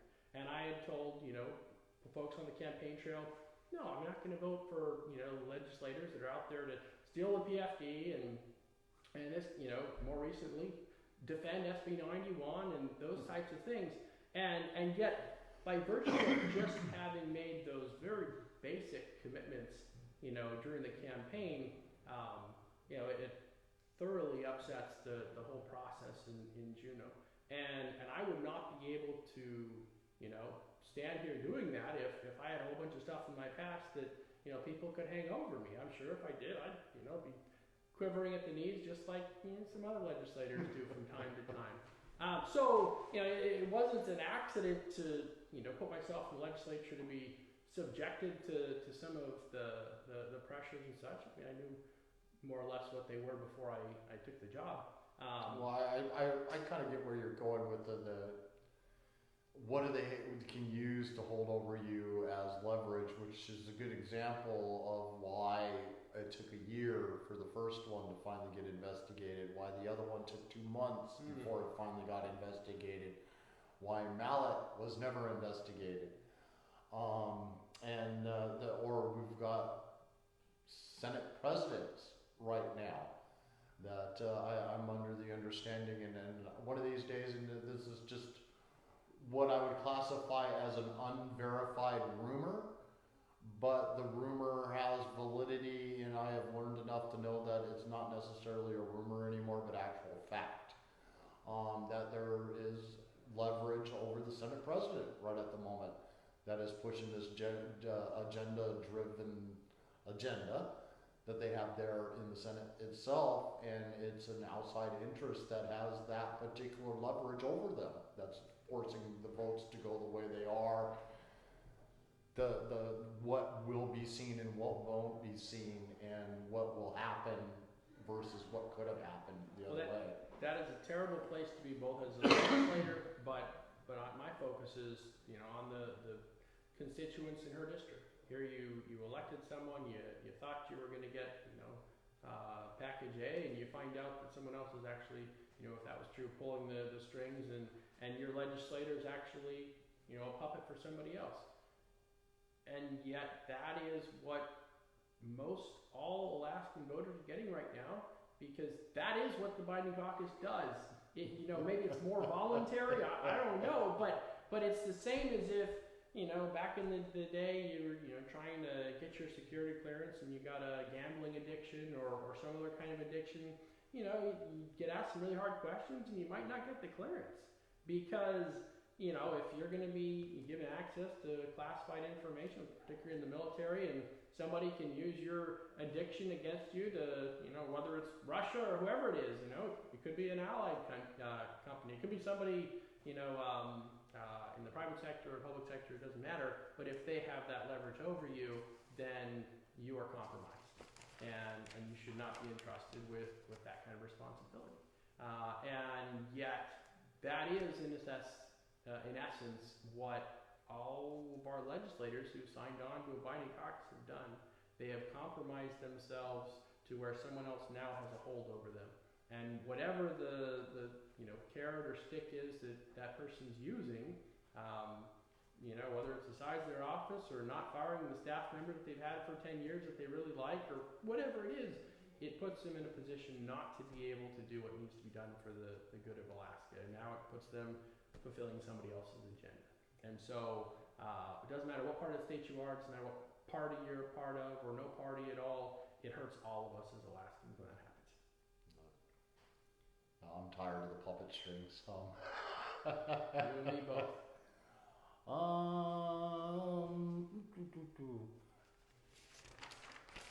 Man, we have covered a lot of issues today, I'll tell you what. I guess I'll go down to basically the one question that kind of ends at all of end alls. Why are you running for office? And if you do get elected this year, what would you like to accomplish during your term? Yeah. For me, it comes down to trust. The legislature has violated repeatedly the trust of the people.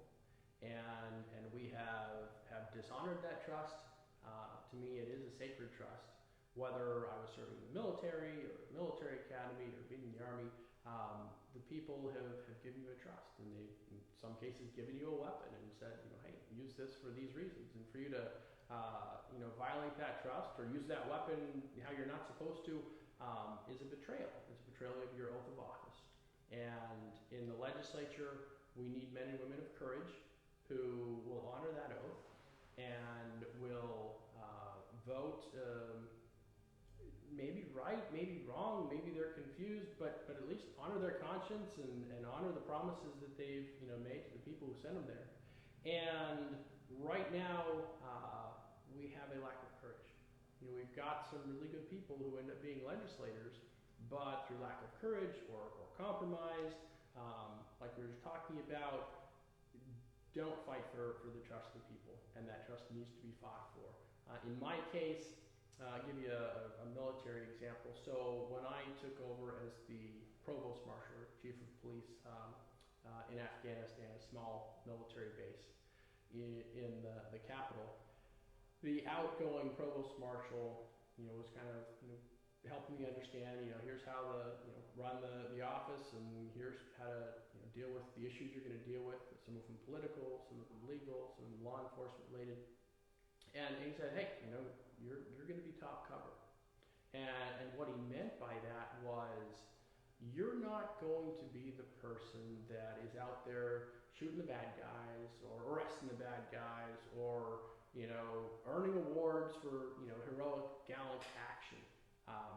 Your job as top cover in the military example is, think back to the Battle of Britain and dogfights between the German Luftwaffe and the British Air Force, the Royal Air Force. You need someone who's going to maintain that top level, top cover, who can simply be there. Because of course, if the enemy is on top of you, whether you're trying to climb the hill or you're in a dogfight, if the enemy's on top of you, they have control of the situation. They can come down and jump you and shoot you up just whenever they feel like it, basically. If you don't have somebody that's just there, then all the things that need to happen, all the levels down below that can't happen, because everyone else has got to watch their six and make sure that nobody's going to jump them. But if you have that person that's up there that's willing to take flak, and that's really the only job, is just to take the flak and keep on flying. Like I said, you don't get to shoot down the bad guys and get the medals. You just take the flak and you keep on flying, and everybody else gets to do their job. It's interesting. I was the first military veteran elected when I was elected since the Vietnam War. There's some folks that have been there, but the last time they served was the Vietnam era, and it was different, and the culture reflected that, and it's changing a little bit. And now we've got Senator Shower, of course, who's a military veteran, and some others as well. So it's improving, because I think when you come into an organization and you've been a veteran and you've been tested and you've been in some tense and anxious situations, and you know how you respond, and that gives you confidence, and kind of what you're made of, then you can hold your ground when you're right and someone's coming after you and trying to bully or intimidate you or coerce you or what have you. And we need more of that in Juneau. And we don't we don't just need more Republicans, frankly, because we've got enough of those. But what does that mean? It really, you don't know what it means. And you get down there and when the vote finally matters, you find out what you got, and you may not know until then. I'm not out supporting or endorsing any Democrats. Don't probably expect that I will. But the candidates that I hope that we elect are those that actually are honest about where they stand. And not Democrats running a Republican primary, for example. And all that goes back to the trust of the people. That trust is in very short supply, with good reason, because legislators have allowed caucuses and special interests and other things to come between them and being honest with the people. And that is so pervasive in the culture today. I look around at other states and other legislators and other legislatures. I know, other legislators in a lot of the states, and it is not the type of environment that they experience and that they're used to. We are, unfortunately, unique. And so what I hope to accomplish... After sitting through the binding caucus Zoom meeting last night, Alaska is the only state that operates the way our government operates. So I just wanted to point that out for the audience. Sure. When it comes to saying Alaska is unique, we're it. So we are, and from a tactical perspective, it's very low-hanging fruit because there's nothing about Alaska that says we need to, be operating in this dysfunctional way. And there's nothing about politics that says that we need to be doing this. So there's some good things that need to change, and it goes back to the trust of people. If we do not honor the trust that the people have given to us, then that's on us. We need to be able to bring the people into the process and obtain their consent, because that is what good government is based on, the consent of the people, before we try and inflict some new good idea on them. In the military, we called it the good idea fairy. Whenever the good idea fairy was running around, it was whispering the general's idea, ear or whatnot that, hey, it's a good idea, let's go do this. And you find out soon enough that was a really bad idea.